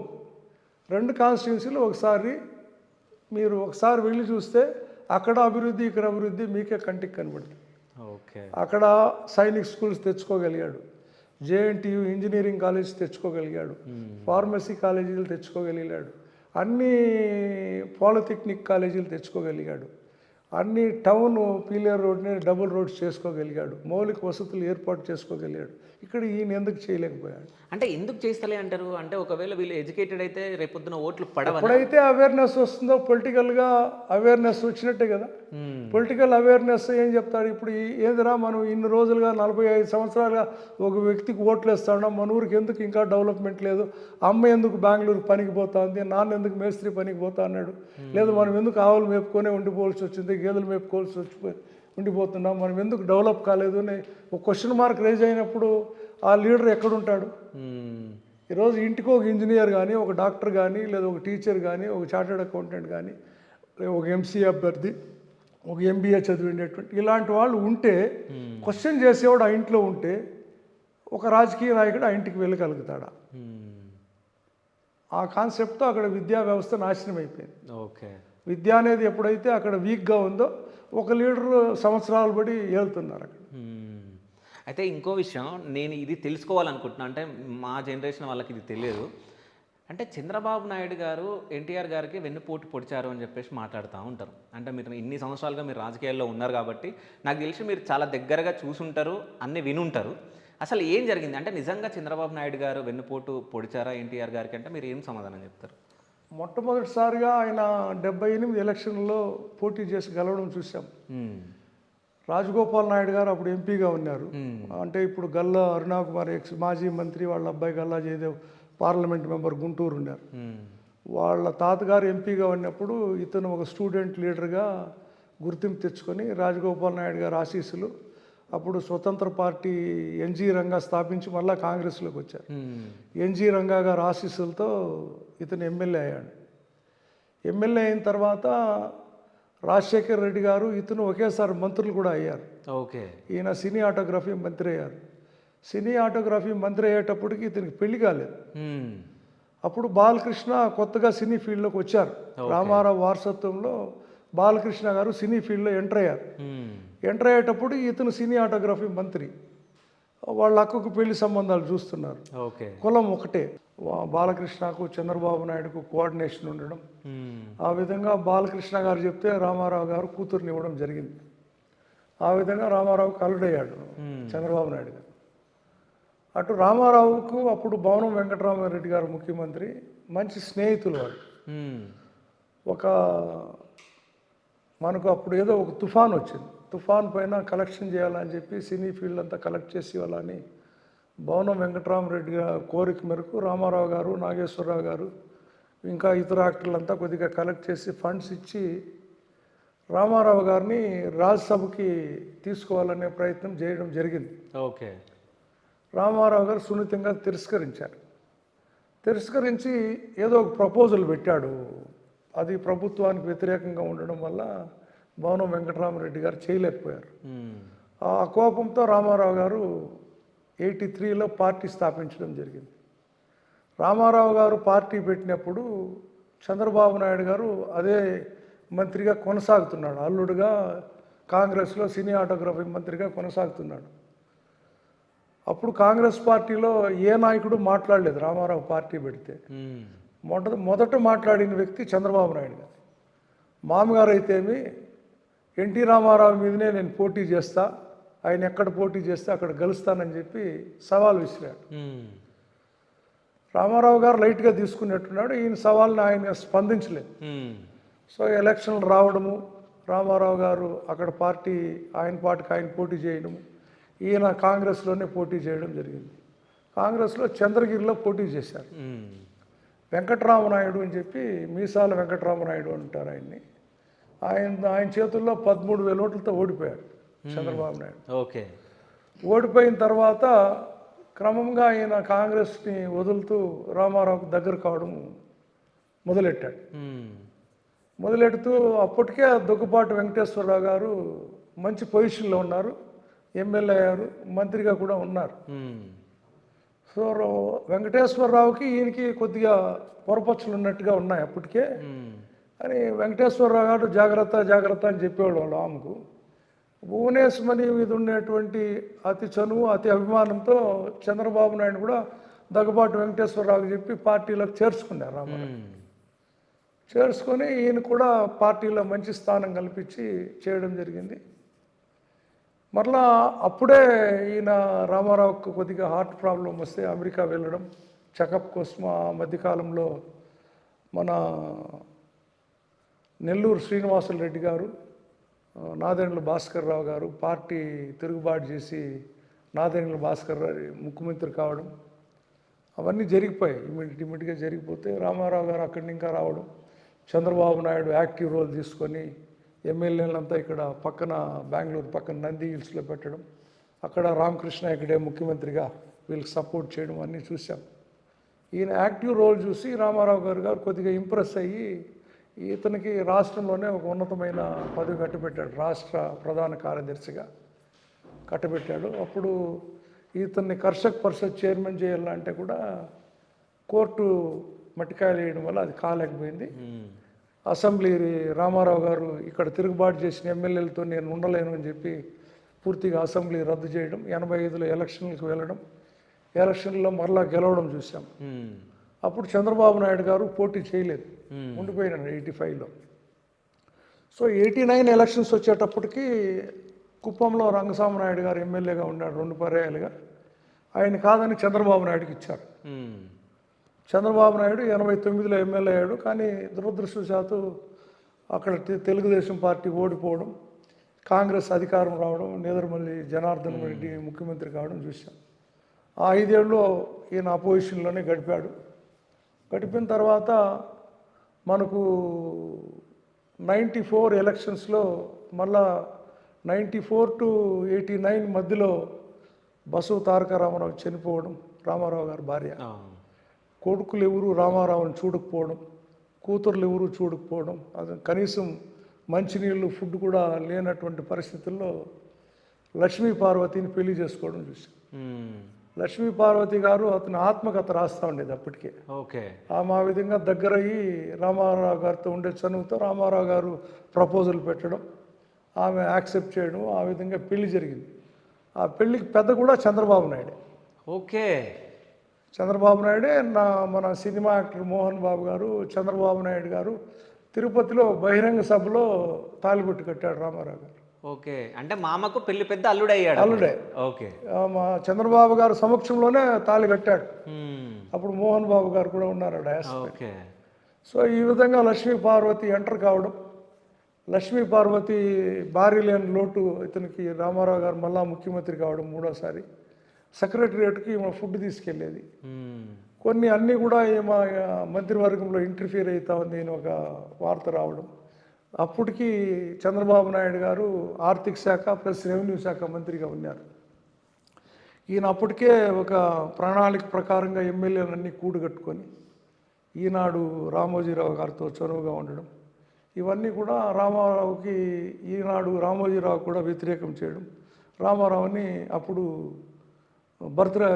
పదవిలోని ఇంకా దించి చంద్రబాబు నాయుడు ముఖ్యమంత్రి కావడం జరిగింది. మ్మ్.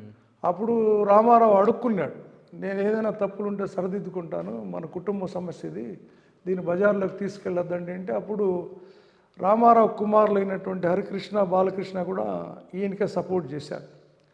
దగ్గుబాటి వెంకటేశ్వరరావు కొద్దిగా అనుమానంగా ఉంటే పురంధరేశ్వరి భువనేశ్వరి ఒకటయ్యి మీ భర్తను కూడా మంత్రివర్గంలోకి తీసుకుంటాము, డిప్యూటీ సీఎం చేస్తామని చెప్పి మాట ఇచ్చి వెంకటేశ్వరరావుని కూడా వాళ్ళని కలుపుకొని కొడుకులు కూతుర్లు కోడాండ్లంతా ఒకటయ్యి చంద్రబాబు గారిని ముఖ్యమంత్రి చేయడం.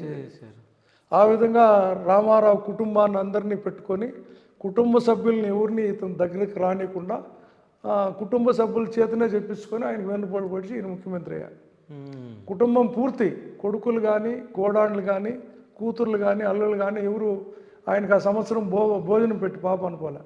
రామారావు గారు మళ్ళీ లాస్ట్ స్పీచ్ వింటే మీరు చూస్తారు, చంద్రబాబు ద్రోహి, అతను నమ్మకండి, ఒక చీడ పురుగు ఈ రాష్ట్రానికి అని చెప్పడం కూడా రామారావు కంఠంలోనే విన్నాము. అవును, ధర్మ సంథింగ్ ఏదో ఉంటుంది ఛానల్లో. అవును, చెప్పడం చూసాం.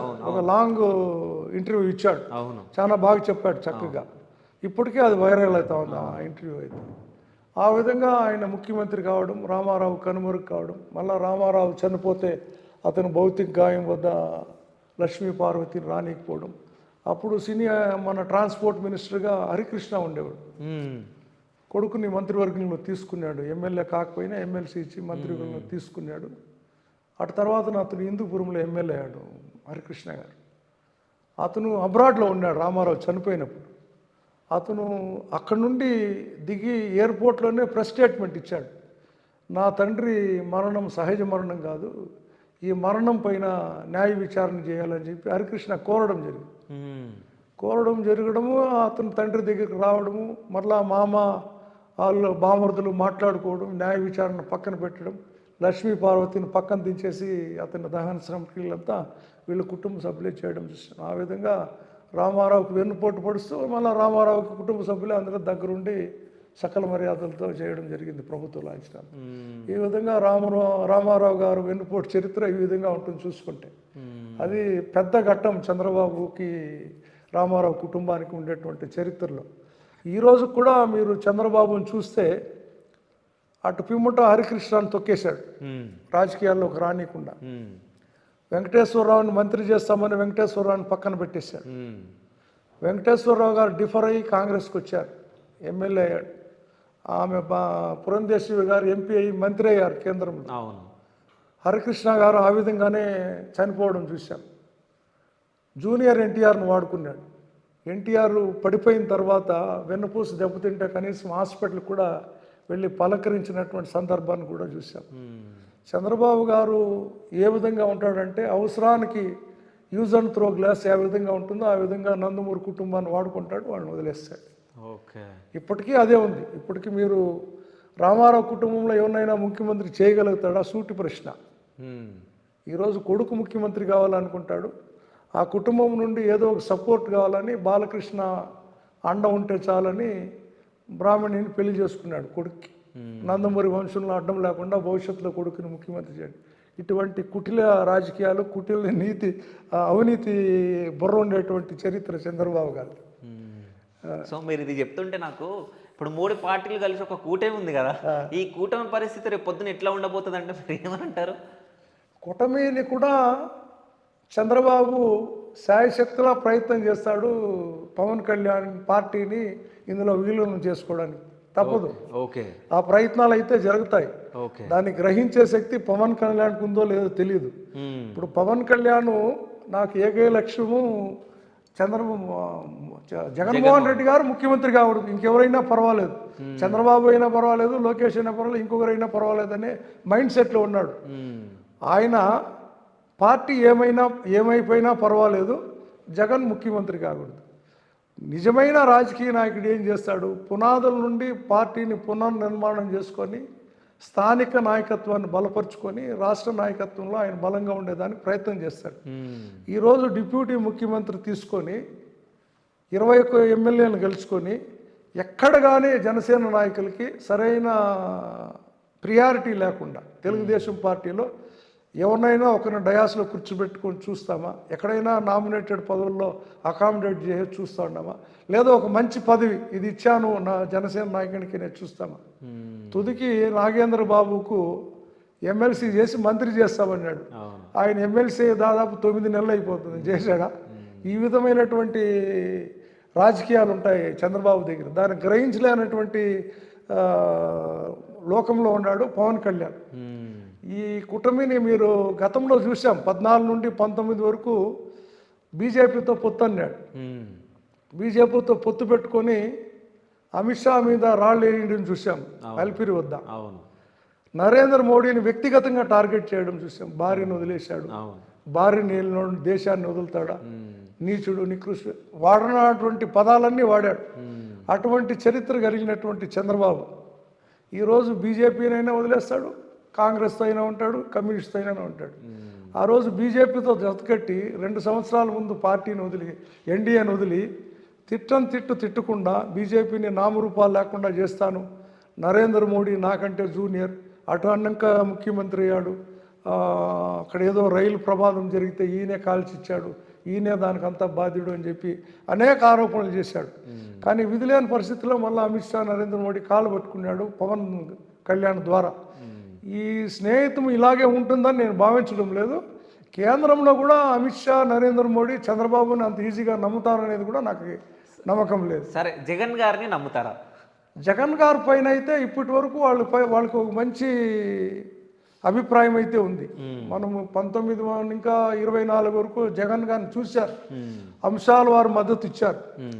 జగన్ గారు నరేంద్ర మోడీని పిలిచి వైజాగ్లో పబ్లిక్ మీటింగ్లో ఒకటి చెప్పాడు, రాష్ట్ర అభివృద్ధి, రాష్ట్రంలో జరిగేటువంటి కార్యక్రమాలు తప్పితే ఇతరత్ర కార్యక్రమాలపై నాకు వ్యామోహం లేదు, నాకు నా రాష్ట్రమే ముఖ్యము, నేను నేషనల్ లెవెల్ పాలిటిక్స్ కానీ ఇతర అంశాలపై నేను మాట్లాడదలుచుకోలేదు, నా రాష్ట్రం ముఖ్యమని చెప్పి నరేంద్ర మోడీ అమిత్ షా ఎదురుగా చెప్పడం చూసాం.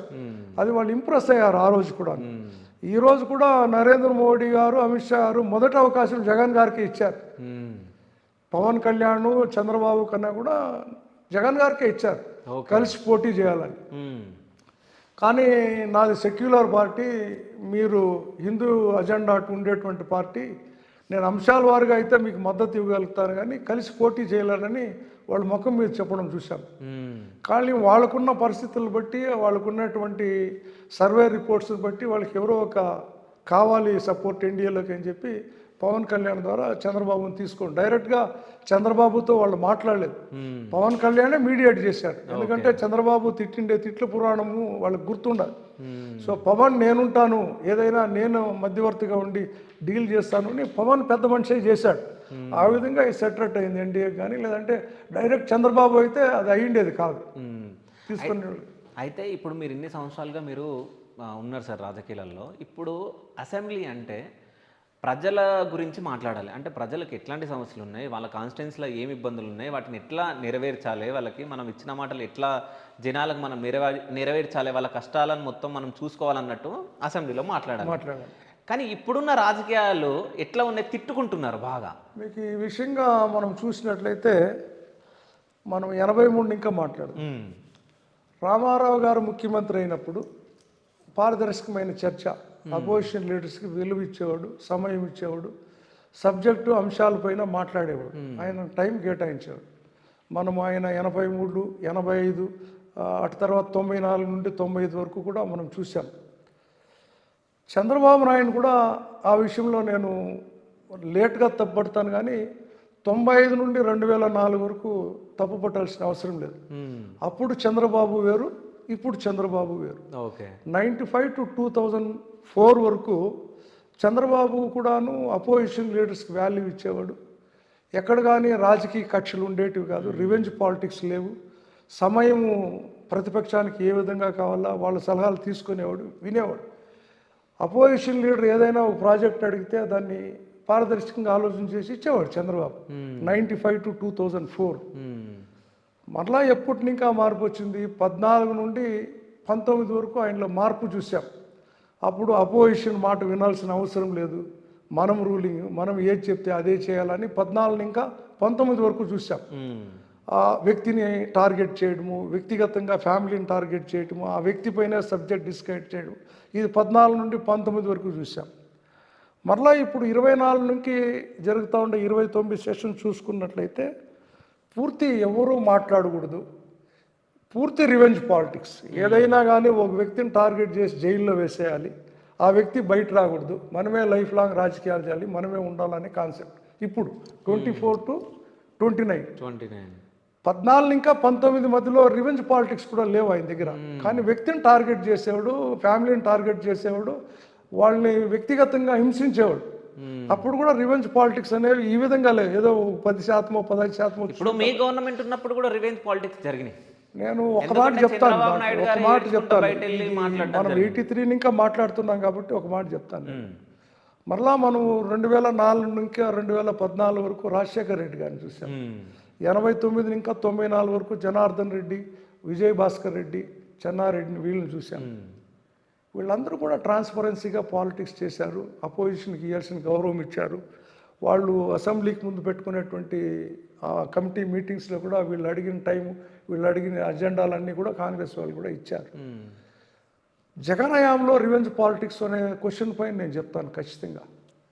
జగన్మోహన్ రెడ్డి గారు వ్యక్తిగతంగా తన తండ్రి చనిపోయిన తర్వాత ఆ పార్టీలో ఇమ్మడలేక ఇతను పార్టీ పెట్టడం జరిగింది. ఆ పార్టీ పెట్టక మునుపు ఈ శంకర్రావు కాంగ్రెస్లో కావచ్చు, ఎర్రమనాయుడు టీడీపీలో కావచ్చు, వీళ్ళిద్దరూ కలిసి ఒక ఫాల్స్ కేసు పెట్టడం జరిగింది.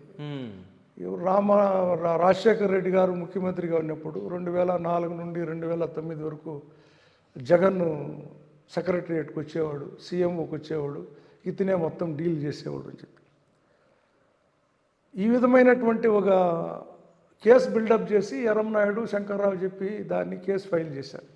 కానీ 2004 ఇంకా 2009 వరకు ఏ రోజు జగన్మోహన్ రెడ్డి గారు అతను సొసైటీ కాలనీలో ఉండే వాళ్ళ ఇంటికి తప్పితే సెక్రటరియట్కి వచ్చిన దాఖలాలు ఎక్కడా లేవు.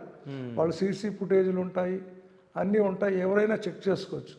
ఈ విధమైనటువంటి ఆరోపణేషన్ వేసి అతని మీద బలమైన కేసులు పెట్టి జైల్లో పెట్టారు. అది వ్యక్తిగతంగా తీసుకున్నాడు జగన్. దీనికి కారకులు ఒక పక్కన చంద్రబాబు, ఒక పక్కన సోనియా గాంధీ. వాళ్ళతో ఎప్పటికీ మనం జీవితంలో కలవకూడదు.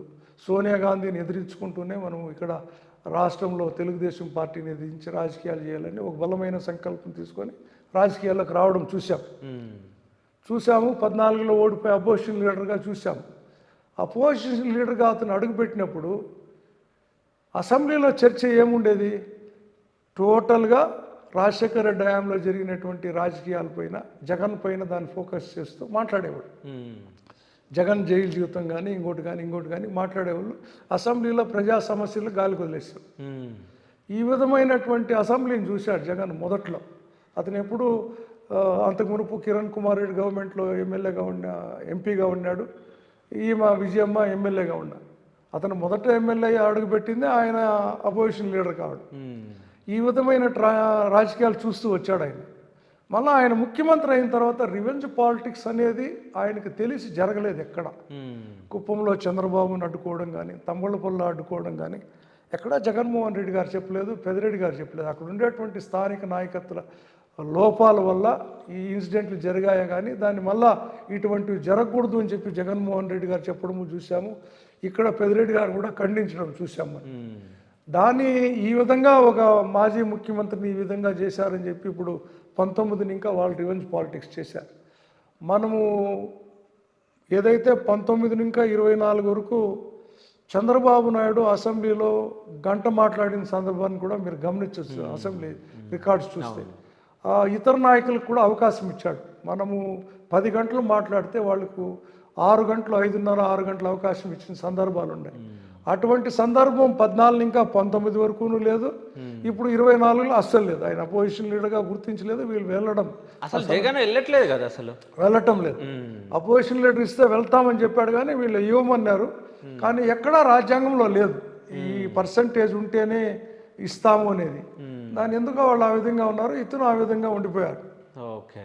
అయితే ఇప్పుడు రాజకీయాలంటే ఒక కార్పొరేటర్గా గెలిచినా, కౌన్సిలర్గా గెలిచినా, ఎమ్మెల్యేగా గెలిచినా, ఎంపీగా గెలిచినా మనం ఎంత ఖర్చు పెట్టినాం దానికి రెట్టింపుగా అంటే 10 రెట్లు ఎక్కువగా మనం సంపాదించుకోవాలనేది మైండ్లో ఉంది. ఇప్పుడు ఎవరైతే రాజకీయ నాయకులు ఎవరైతే ఉన్నారో, అది మైనింగ్ కానీ, ఇసుక మాఫియా, ఏదైనా కానీ అన్నిట్లలో వీళ్ళు మొత్తం ముడుపులు అందుకొని అది చేస్తూ ఉన్నారు. సో తర్వాత వేరే గవర్నమెంట్ వస్తే వీళ్ళ మీద కేసులు పెడితే సో వాళ్ళతో మాట్లాడుకొని వాళ్ళ పార్టీలోకి వెళ్ళిపోవడం, కాంప్రమైజ్ అయిపోవడం, ఇవి జరుగుతూ ఉన్నాయి. సో ఇవన్నీ చూస్తుంటే ఏమనిపిస్తుంది? రాజకీయాలు భ్రష్టు పట్టిపోయండి. సో చిత్తూరులో అట్లాంటి లీడర్లు ఎంతమంది ఉన్నారు? చిత్తూరులో కూడాను దాదాపుగా అన్ని పార్టీల్లోనూ ఉన్నారండి. ఈ పార్టీ ఆ పార్టీ అనేం లేదు. పార్టీ అధికారంలో ఉండేదాన్ని బట్టి పార్టీ మారేవాళ్ళు ఉండేవాళ్ళు ఉన్నారు. కొందరే స్థిరంగా ఆ పార్టీలో ఈ పార్టీలో ఉండిపోయినారు. అలా వయామియా రాజకీయాలు చేసేవాళ్ళు చాలాగా చూస్తూ ఉన్నాము. అందుకే రాజకీయాలు ఈ విధంగా భ్రష్టు పట్టిపోయి ప్రజలు కూడా ప్రజల దగ్గర చీత్కరించుకునేటువంటి పరిస్థితులు చూస్తున్నాము. ఈరోజు ఒక వ్యక్తి 40 కోట్లు ఖర్చు పెట్టి 50 కోట్లు ఖర్చు పెట్టి నేను ఇసుక అమ్ముకోవాలి, మైనింగ్ అమ్ముకోవాలి, లేదా లిక్కర్ అమ్ముకోవాలి, ఏ విధంగా అయినా నా డబ్బు రాబట్టాలా అనేది ఆ కాన్సెప్ట్ మంచి పద్ధతి కాదు. దాన్ని నేను కూడా స్వాగతించను. ఎక్కడ కానీ ట్రాన్స్పరెన్సీ పాలిటిక్స్ రావాలి. నో మనీ అనే రీతిలో పాలిటిక్స్ వస్తే కానీ ఈ రాజ్యాంగంలో మనకి మహాత్మా గాంధీ కలిగిన గణను చూడలేము. ఈరోజు యావత్ భారతదేశం, ఆంధ్ర రాష్ట్రం ఒకటే కాదు, భారతదేశం మొత్తం మనీ మీదే నడుస్తూ ఉంది. ఓకే, నేను క్వశ్చన్ అడుగుతా, మీరు వాస్తవంగా ఏం జరిగిందో అదే చెప్పాలి. సో వెంకట గౌడ గారిని మీరు ఎమ్మెల్యేగా ప్రపోజ్ చేయడం జరిగింది, ఆయన గెలవడం జరిగింది. దాని తర్వాత ఆయన ఎన్ని అవినీతి పనులు చేశాడో మీకు తెలుసా? వెంకటయ్య గౌడ్ గారిని యాక్చువల్గా నన్ను పోటీ చేయమని చెప్పారు. ఆర్థిక ఇబ్బందుల వల్ల నేను పోటీ చేయలేదు. వెంకటయ్య గౌడ్ మా దూర బంధువు అని చెప్పి తీసుకురావడం జరిగింది. ఇక్కడ జరుగుతూ ఉండేటువంటి ఇష్యూస్ అన్నీ కూడా నేను ప్రతి ఇష్యూ పెద్దిరెడ్డి రామచంద్రారెడ్డి గారికి, మిథున్ రెడ్డి గారికి సమయం దొరికినప్పుడు జగన్మోహన్ రెడ్డి గారి దృష్టిలో కూడా వేయడం జరిగింది కాబట్టి నేను ఈసారి క్యాండిడేట్ని మార్చండి అని చెప్పడం కూడా జరిగింది. ఓకే, సో అంటే ఏమేమి అవినీతులు చేసిందో తెలుసా మీకు అని? అవన్నీ కూడా ఆన్ రికార్డు రిటర్న్గానే నేను మా హైకమాండ్కి ఇచ్చాను.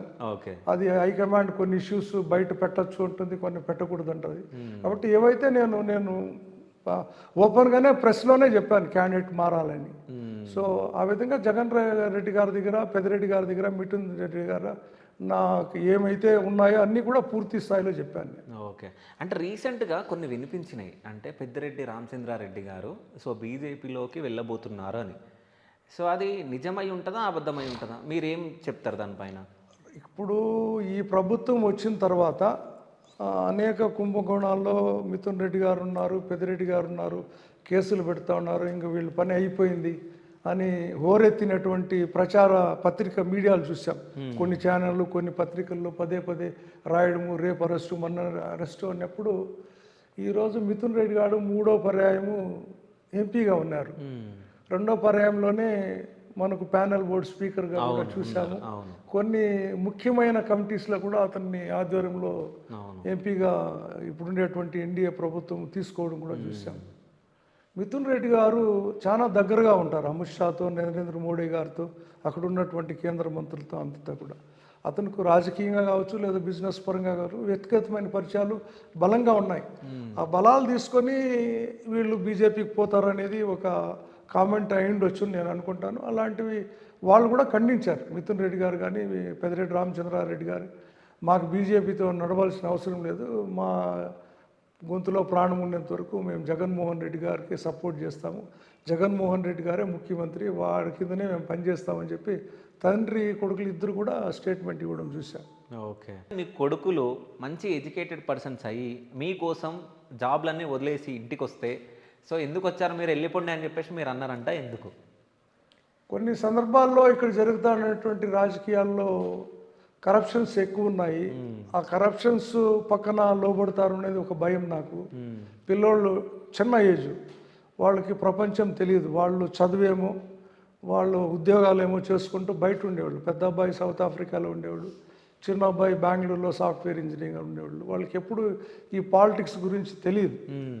నన్ను కూడా నాన్న రాజకీయాలు వద్దు, విరమించుకో చాలు, ఎన్ని ఏళ్ళని చేస్తావు, మనకు అవకాశాలు రానప్పుడు వదిలేసేనన్నా, ఇన్నిసార్లు ఓడిపోయావు కదా, జనాలు మనం వద్దనుకుంటా ఉన్నారు, నువ్వు పదే రాజకీయాల్లో ఉంటావని ఎప్పుడు నన్ను అడిగేవాడు. అలాంటి సందర్భంలో నాకు అవకాశం జిల్లా పరిషత్ చైర్మన్గా రావడము, మా పెద్ద అబ్బాయి సౌత్ ఆఫ్రికాలో పనిచేస్తూ ఉండే అక్కడ కరోనా విపరీతం కావడము, మొదటి పర్యాయము రెండో పర్యాయం కూడా అక్కడే ఉన్నాడు. కానీ థర్డ్ ఫేజ్ అనేది అక్కడ స్టార్ట్ అయినప్పుడు వాళ్ళు అక్కడే కంటిన్యూ కావాలంటే అక్కడ డెత్ రేట్ ఎక్కువ ఉంటే నేనే వద్దు వచ్చేసి ఇక్కడే ఎక్కడైనా ఉద్యోగం చేసుకుంటూ అని రమ్మని చెప్పడం జరిగింది. ఆ సందర్భంగా పెద్ద అబ్బాయి వచ్చేసాడు. పెద్ద అబ్బాయి వచ్చిన తర్వాత అతను పూర్తి స్థాయి ఇక్కడ ఉన్నటువంటి మా ఫామ్ను, అతనికి ఒక కార్ షోరూమ్ ఉంది, సెకండ్ హ్యాండ్ కార్స్, ఆ బిజినెస్ చూసుకుంటూ పూర్తి అందులో ఉన్నాడు, రాజకీయాల్లో లేదు. కానీ ఆ సందర్భంలో కొందరు రాజకీయాల్లో ఈ విధంగా సంపాదనలు ఉంటాయి, అట్లా చేసుకోవాలి ఇట్లా చేసుకోవాలంటే కూడా వాళ్ళ దృష్టికి వచ్చి నాతో డిస్కషన్ చేసినప్పుడు, ఒకసారి మీ తాతను చూడు నాన్న, మీ ముత్తాతను చూడు, మన ఫ్యామిలీ హిస్టరీ చూడు, ఆ ఫ్యామిలీ ఏ విధంగా బతికింది ఒకసారి మీరు బేరేజ్ చేసుకోండి, అలాంటి ఫ్యామిలీలో మనం పుట్టామా అనేది మా అబ్బాయిలకి పూర్తిగా చెప్పడం జరిగింది. అలాంటి సందర్భంలో మా పెద్ద అబ్బాయి ఇప్పుడు కూడా రాజకీయాలకు పూర్తిగా వ్యతిరేకము, రాడు ఎక్కడ కానీ. పండగలు దేవర్లు ఇంకో పెళ్ళిళ్ళు అయితే అందరితో కలిసిమెలిసి ఉంటాడే కానీ రాజకీయాలు ఎక్కడ పాల్గొనడు అబ్బాయి. చిన్న అబ్బాయి కొద్దిగా నా వెనకంబడే ఉన్నాడు, అక్కడ సాఫ్ట్వేర్లో రిజైన్ చేశాడు కాబట్టి ఒకానొక సందర్భంలో వెనకాల రాజకీయాల్లో ఎవరున్నారు అని జగన్ సార్ అడిగినప్పుడు నేను పాలిటిక్స్ నాతో విరమించుకుంటాము అని చెప్పినప్పుడు, ఎందుకన్నా విరమించుకుంటారు, అబ్బాయిలు ఉన్నారు కదా ఎవరినో ఒకరు దించవచ్చు కదా అంటే, అప్పుడు చిన్న అబ్బాయిని మైండ్లో పెట్టుకొని చిన్న అబ్బాయి ద్వారా రిజైన్ చేయించారు. ఓకే, నెక్స్ట్ ఫ్యూచర్ పాలిటిక్స్లో ఉండాలంటే అబ్బాయి ఇష్టం అది కూడా. నాన్న ఈ విధంగా సార్ అడిగాడు, నీ అభిప్రాయం, నువ్వు రాజకీయం చేయాలంటే చేయాలంటే ఉద్యోగం చేయాలంటే అబ్బాయి కూడా రిజైన్ చేసి రావడం జరిగింది జగన్ మాటలు విని. ఓకే, సో ఆ విధంగా అబ్బాయి రాజకీయాల్లో ఈ మండల రాజకీయాల్లో ఉన్నాడు, ఎక్కడ తాలూకా రాజకీయాల్లో కానీ జిల్లా రాజకీయాల్లో లేదు. నేను జిల్లా పరిషత్ చైర్మన్ అయినాక నేను కొద్దిగా ఎక్కువ బయట పారాడడం వల్ల ఇక్కడ లోకల్ మండల్లో ఆ గ్యాప్ రాకుండా, ఏదైతే మీ నాన్న జడ్పీటీసీ కదా, మాకు రోడ్డు కావాలా, నీళ్ళు కావాలా, కాలువ కావాలా, లేదంటే ఇంకేదో ఆఫీస్లో రెవెన్యూ పని ఉంది, పోలీస్ డిపార్ట్మెంట్, ఇరిగేషను, ఇట్లాంటి ఇష్యూస్ అబ్బాయి చూసుకుంటున్నాడు ఇక్కడ. నేను లేని లోటు భర్తీ చేసుకుంటున్నాడు మండలంలో. నాకు నా మైండ్ సెట్ కూడాను రాబోయేటువంటి కాలంలో ఫ్యూచర్ పాలిటిక్స్లో అబ్బాయికి ఇంట్రెస్ట్ ఉంది కాబట్టి వెళ్ళాలని ఆశిస్తూ ఉన్నాను. జగన్ రెడ్డి గారు కూడా కోరి ఉన్నారు ఒకసారి, పెద్దిరెడ్డి రామచంద్రారెడ్డి వాళ్ళ ఫ్యామిలీ ఆశీస్సులు కూడా అబ్బాయికి ఉన్నాయి కాబట్టి అవకాశం ఇస్తే 29లోనే నేను కానీ అబ్బాయి కానీ ఎమ్మెల్యేగా పోటీ చేయాలని అనుకుంటున్నాం. అది పెద్దలు మన జగన్మోహన్ రెడ్డి గారు కానీ రామచంద్రారెడ్డి గారు కానీ డిసిషన్ తీసుకోవాలి, వాళ్ళ డిసిషన్ కట్టుబడి ఉంటారు. ఓకే, పూర్తి స్థాయి వాళ్ళు అవకాశం ఇస్తే మాత్రము నేను జగన్మోహన్ రెడ్డి గారిని పెద్దిరెడ్డి గారిని కోరుతా ఉండా పోటీ చేయాలనే అవకాశం నాకు ఇవ్వాలని, ఇస్తే నేను కానీ మా అబ్బాయి కానీ పోటీ చేయాలని సిద్ధంగా ఉన్నా. ఓకే, అవకాశం ఇవ్వాలని కోరుకుంటా ఉన్నా. లేదు అధిష్టానం ఏం నిర్ణయం తీసుకుంటే దానికి కట్టుబడి పార్టీలో కొనసాగుతానే కానీ వ్యతిరేకంగా అయితే పోను. ఓకే, అంటే మీ కుటుంబం గురించి నేను తెలుసుకున్న తర్వాత, అంటే మీ కుటుంబంలో బంధాలు అనేటివి చాలా బాగున్నాయి. అంటే మీరు 19 years నుంచే కుటుంబ బాధ్యతలు మొత్తం మీరు తీసుకొని ఇంట్లో మొత్తం మీరే చూసుకునే వాళ్ళంట. సో అంటే 19 years నుంచే మీరు స్టార్ట్ చేయడం జరిగింది కదా, అసలు ఇంట్లో ఎట్లా ఉంటుండే, మీ కుటుంబ పరిస్థితులు ఎట్లా ఉండే? మాది ఒక ఉమ్మడి కుటుంబ వ్యవస్థ అండి. మా తాతగారు పేరు మునేగౌడు. అతనికి 10 మంది సంతానం మగబిడ్డలు. ఒక అత్త, అంటే మాకు ఆడబిడ్డని అత్త అంటాం. మా తాతగారికి 2 భార్యలు. మొదటి భార్య 3 మగబిడ్డలు అయిన తర్వాత చనిపోవడం వల్ల రెండో పెళ్లి చేసుకున్నారు మా నాన్న వాళ్ళ అమ్మగారు. సో మొదట అవ్వకు 3 మగబిడ్డలు, వెనక అవ్వకు 7 మగబిడ్డలు, ఒక ఆడబిడ్డ. ఈ ఉమ్మడి కుటుంబము 1985 వరకు వాళ్ళు కంటిన్యూ అయ్యారు. అప్పుడు ఈ తాత ఏదైతే ఆస్తి ఇచ్చారో అప్పుడు 58లో పార్టీషన్ డీడ్ చేసుకొని విడిపోవడం జరిగింది. పార్టీషన్ డీడ్ చేసుకున్నా కానీ వీళ్ళు 72 వరకు కలిసే ఉన్నారు. మళ్ళా ప్రాపర్టీస్, ఎవరి ప్రాపర్టీస్ వాళ్ళు చేసుకుంటూ కుటుంబం ఒకే జాగాలో భోంచేయడం, పండగ ఒకే జాగాలో చేసుకోవడం. ఆడబిడ్డలకి పెళ్ళి అయితే నీ బిడ్డ నా బిడ్డ అని చూడడం. మా నాన్న చెప్పేవాడు, నాకు బాగా గుర్తు, ఒక 6గురిని వరుసగా నిలబెట్టేవాడు. ఏ బిడ్డ కావాలో అందరూ నా బిడ్డలే అనేవాడు మా నాన్న. మా పెదనాయన కూతుర్ని కూడా తీసుకొచ్చి అబ్బాయి ఎవరిని సెలెక్ట్ చేసుకుంటే వాళ్ళు చేసేవాడు. ఈ విధంగా ఉండేది మా ఫ్యామిలీలో, ఉమ్మడి కుటుంబంలో. మా అన్న కూతురు నా కూతురికి అయిపోవాలని ఎవరూ కోరుకునేవాళ్ళు కాదు. మా పెదనాయన గారు కూడా తమ్ముని కూతురికి అయిపోతుంది, నా కూతురికి కాదని బాధపడేవాళ్ళు. మా నాన్న ఏ డిసిషన్ తీసుకుంటే దానికి అందరూ కట్టుబడి ఉండేవాళ్ళు. కట్టుబడి ఆ విధంగా జరిగాయి.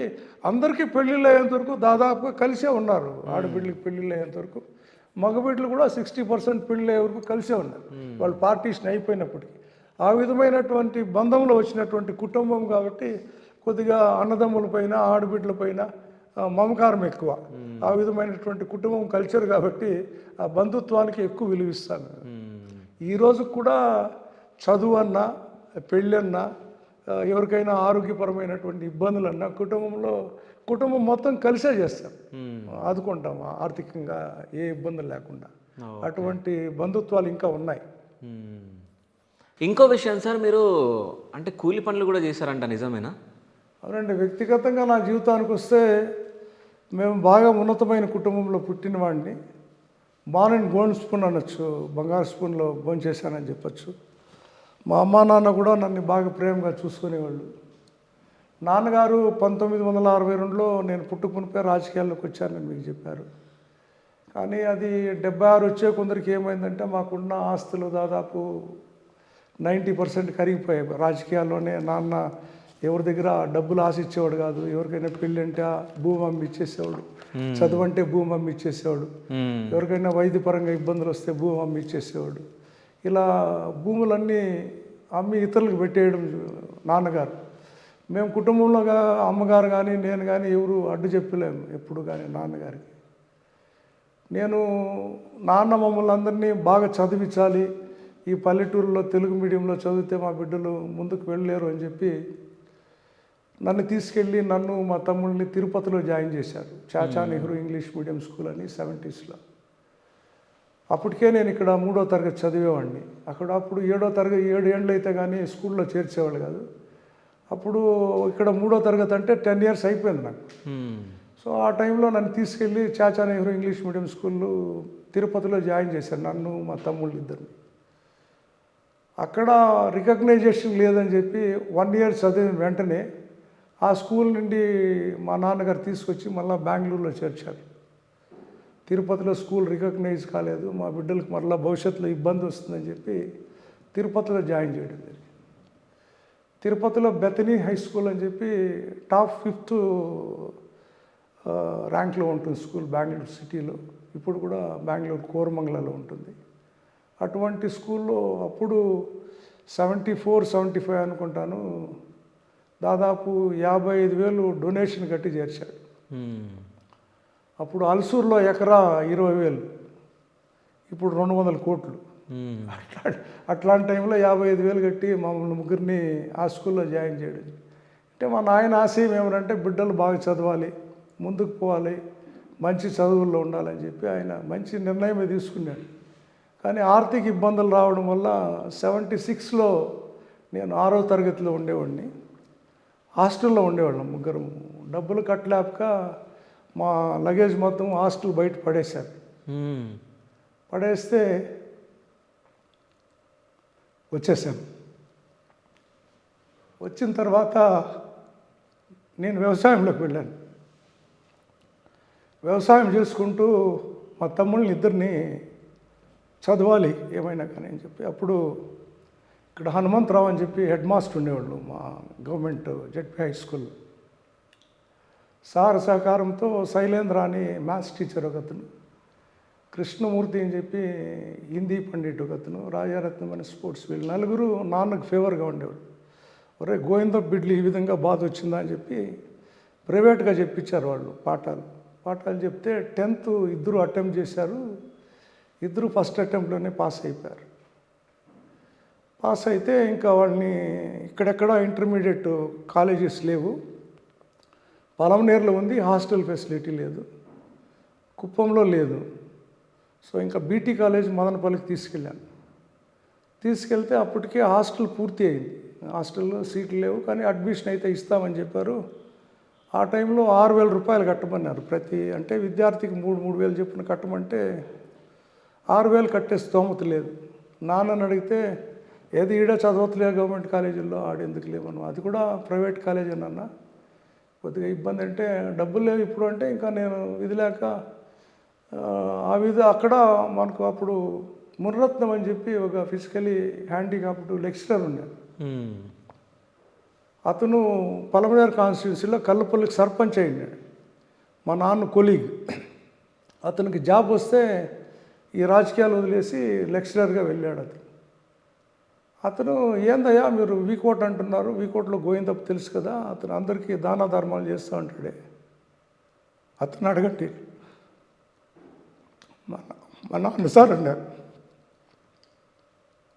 అప్పుడు ఆయన మునరత్నం కన్సిడర్ చేసి ప్రిన్సిపాల్ దగ్గర తీసుకెళ్ళి సార్ ఫీజు నేను కడతాను, ఇద్దరిని జాయిన్ చేశాను. అట్లా వాళ్ళు చదువు సాగింది. వాళ్ళు చదివేటప్పుడు మాకు 4 ఎకరాలు పొలం మిగిలింది. 4 ఎకరాల్లో వ్యవసాయం చేయాలి, పిల్లలను చదివించాలి, కుటుంబం జరగాలి. అలాంటి టైంలో కూలి పనికి పోయేవాడిని, 10 రూపాయలు కూలి. ఆ కూలితో పాటు పక్క పొలాల్లో ఎవరైనా అన్న మా పొలం ఉంది మీ పొలంకి వస్తాంరా అంటే బదులు పని కూడా వచ్చేసేవాడిని. వ్యవసాయం బాగా దిట్టగా చేసేవాడిని. చదువులో అప్పుడు నిలిచిపోయిన తర్వాత వ్యవసాయం పైన పూర్తి కాన్సన్ట్రేట్ చేసి బలంగా వ్యవసాయంలో ఎవరు చేయని విధంగా అలాంటి టెక్నాలజీ అంతా తెలుసుకొని వ్యవసాయం చేసేవాడిని.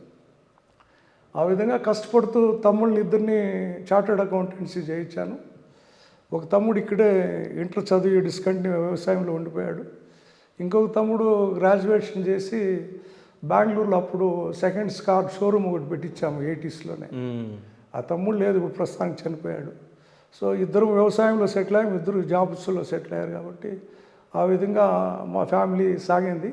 ఇప్పుడు ఆ బాధలన్నీ చూసి మా ఫ్యామిలీ ఇప్పటికీ ఉమ్మడి కుటుంబమే. నాకు ఇప్పుడు 64 నడుస్తూ ఉంది. నాన్న ఇచ్చిండే పొలం అట్లే ఉంది. ఓకే. కానీ దాంతోపాటు ఇంకా 10 ఎకరాలు సంపాదించాము. ట్రాన్స్పరెన్సీగా మేము కష్టంతో సంపాదించాము. ఇప్పుడు తమ్ముళ్ళు ఇద్దరు వెల్ సెటిల్డ్. మా ఫ్యామిలీకి ఏం కావాలన్నా ఆర్థికంగా ఇబ్బందులు లేవు. ఆ తమ్ముడైనా ఈ తమ్ముడైనా 1,00,000 కాదు 10 లక్షలైనా ఇచ్చే స్టేజ్లో ఉన్నారు. కాబట్టి మా కుటుంబం ఇంకా కలిసే ఉన్నాము, భాగాలు పోలేదు, ఇంకా కలిసే ఉంటాం కూడా. మా జనరేషన్లో ఇప్పుడు మా బిడ్డలందరూ సెటిల్డ్. ఇప్పుడు వాళ్ళ పిల్లలు చదువుతున్నారు కాన్వెంట్స్లో. కానీ కలిసి ఉండాలనేది ఒక దృఢమైన సంకల్పం, వాళ్ళు కూడా ఏకీభవిస్తున్నారు. ఆ విధంగా సాగింది నా ఫ్యామిలీ. ఓకే. అయితే మీరు రాజకీయాలలో వచ్చినాక కూడా సొంత బైక్ లేకుండానంట మీకు. సో 2014లో మీ కొడుకులు మీకు గిఫ్ట్ ఇచ్చారంట కదా, నిజమేనా? అవునవును. బైక్ లేనప్పుడు నా పెద్ద కొడుకు అప్పుడు టీవీఎస్ మోటార్ బైక్స్లో మార్కెటింగ్ ఆఫీసర్గా ఉండేవాడు. నేను ఎప్పుడు నడుచుకుంటూ వెళ్ళేవాడిని, లేదంటే ఇద్దరు ఫ్రెండ్స్తో కూడా వెళ్ళిపోయేవాడిని. ఎక్కువ ఫ్రెండ్స్ వచ్చి పికప్ చేసేవాళ్ళు. ఒక్కొక్కసారి టౌన్ 1 కిలోమీటర్ 1.5 కిలోమీటర్ నడిచి వెళ్ళిపోయేవాడిని. అక్కడ ఇంకా ఏదో కారో జీపో ఉంటా అరేంజ్ చేసుకుంటే పాలిటిక్స్లోకి వెళ్ళేవాడు. మా తమ్ముడు అప్పుడు టీవీఎస్ మోటార్ బైక్స్లో పనిచేసేటప్పుడు ఒక కొత్త వెహికల్ తీసుకొచ్చి గిఫ్ట్ ఇచ్చాడు. ఎందుకు నాన్న ఇంత డబ్బులు నువ్వు డ్యూ కట్టాలి కదా అంటే, డాడీ ఎప్పుడూ వెహికల్ లేకుంటే ఎట్లా, ఆ వెహికల్ ఇంకా ఉంది నా దగ్గర. ఓకే. సో దాన్ని మళ్ళీ ఇచ్చేయాలని నేను, వద్దు నాన్న నీకు గిఫ్ట్ ఇచ్చింది అది లైఫ్ లాంగ్ ఇంట్లో ఉండాలంటే ఇంకా ఉంది నా దగ్గర. ఓకే. సో అంటే అయితే దేవుడు అన్నీ బాగా పెట్టాడు. ఇప్పుడు కార్లు ఉన్నాయి, అన్నీ ఉన్నాయి, ఏమి ఇబ్బంది లేదు. పిల్లోళ్ళు సంపాదపరులు అయిన తర్వాత ఇంట్లో ఎక్కడ ఇబ్బందులు లేదు. ఇంట్లో కొడుకులు 2 కార్లు పెట్టుకున్నారు, నేను ఒక కారు పెట్టుకున్నా. ఫ్యామిలీ పోవాలంటే ఒక కారు ఉంది. ట్రాన్స్పరెన్సీగా ఇవన్నీ కూడా కష్టంతో చెమటతో సంపాదించాము. ఎక్కడ కానీ ఓకే ఎవరు కానీ ఈరోజు సవాల్ చేస్తాను, ఏ టీడీపీ లీడర్ కానీ, బీజేపీ లీడర్ కానీ, కాంగ్రెస్ కానీ వాసన్న ఈ విధంగా తప్పు చేసినాడు, రాజకీయాల్లో సంపాదించుకున్నాడు అంటే ఆ రోజే రాజకీయాలు వదిలేస్తా, పదవి కూడా రాజీనామా చేస్తా. ఓకే అయితే నాకు క్వశ్చన్ అడగాలని ఉంది. ఎప్పుడైనా కొంతమంది అంటే ఏదన్నా విలేజ్లో కానీ ఎక్కడైనా వాళ్ళు ఏదైనా కట్టినప్పుడు కానీ ఏమన్నా చేసినప్పుడు కానీ చైర్మన్ గారికి సంథింగ్ ఏదైనా వాట కావాలి అన్నట్టు అనుకుంటారు వేరే దగ్గర. సో అంటే మీకు ఎవరన్నా వచ్చి డబ్బులు ఇవ్వడం కానీ డబ్బులు తీసుకోండి చాలా అడిగారండి. ఓకే చాలా అడిగారు. కారుణ్య నియామకాలు అయితే ఈరోజు స్టేట్లో ఫస్ట్ ఉన్నాం. ఓకే చిత్తూరు జిల్లా పరిషత్ కారుణ్య నియామకాల్లో 10 లక్షలు పలికేది ఒక జాబు అంటారు. ఓకే అఫిషియల్స్లో నానుడది. అలాంటి జాబులు నేను దాదాపు అన్నీ కూడా నేను చైర్మన్ అయిన మొదటి వారంలోనే ఫైల్స్ క్లియర్ చేశాను. గిర్వాణి పీరియడ్లో లాస్ట్ జడ్పీ చైర్మన్లో ఉండేటప్పుడు కూడా పెండింగ్ ఉన్నాయి. ఎందుకు పెండింగ్ ఉన్నాయో నాకు తెలియదు కానీ, సార్ మీరేం సార్ అట్లే క్లియర్ చేస్తున్నారు అని ఒక అఫిషియల్ వచ్చి, ఎందుకయ్యా క్లియర్ చేయాలి కదా ఎప్పుడో ఒక రోజు అంటే, దీంట్లో కొద్దిగా డబ్బులు వస్తాయి సార్ అని. అప్పుడు నేను ఆఫీస్లో ఒకే మాట చెప్పాను, ప్రజలు నన్ను ఓటేసి గెలిపించుకునే దానికి మనం ఏదో మంచి చేయాలని నా మనస్తత్వం, నేను డబ్బు మనిషి కాదు. కారణం నియమకంటే ఏముందబ్బా, తల్లిలో తండ్రి చనిపోయింది కదా, వాళ్ళు చనిపోయిన తర్వాత వాళ్ళ బిడ్డలకు ఇచ్చేటువంటి ఉద్యోగము, అటువంటి త్యాగాల్లో డబ్బులు తీసుకోవడం చాలా నేరము, మనకు ఆ డబ్బులు అవసరం లేదు, ఇచ్చేద్దామని చెప్పి క్లియర్ చేయడం జరిగింది. నేను చైర్మన్ అయిన ఫస్ట్ వీక్లోనే దాదాపు 160 చిల్లర ఫైల్స్ క్లియర్ చేయడం జరిగింది.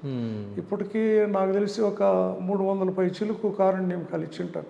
ఓకే సో అన్నీ కూడా ట్రాన్స్పరెన్సీగా ఈరోజు ఆ 300 కుటుంబాలు చైర్మన్ గారిని మంచి కోరుతున్నాయి.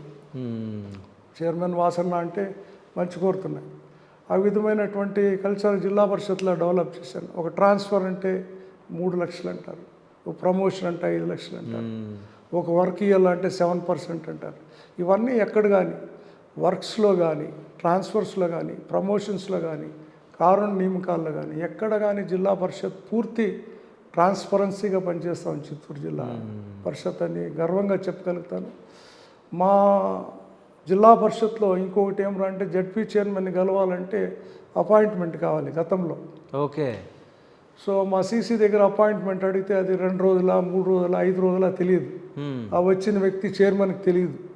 ఈ అపాయింట్మెంట్ ఫిక్స్ చేసి సీసీ.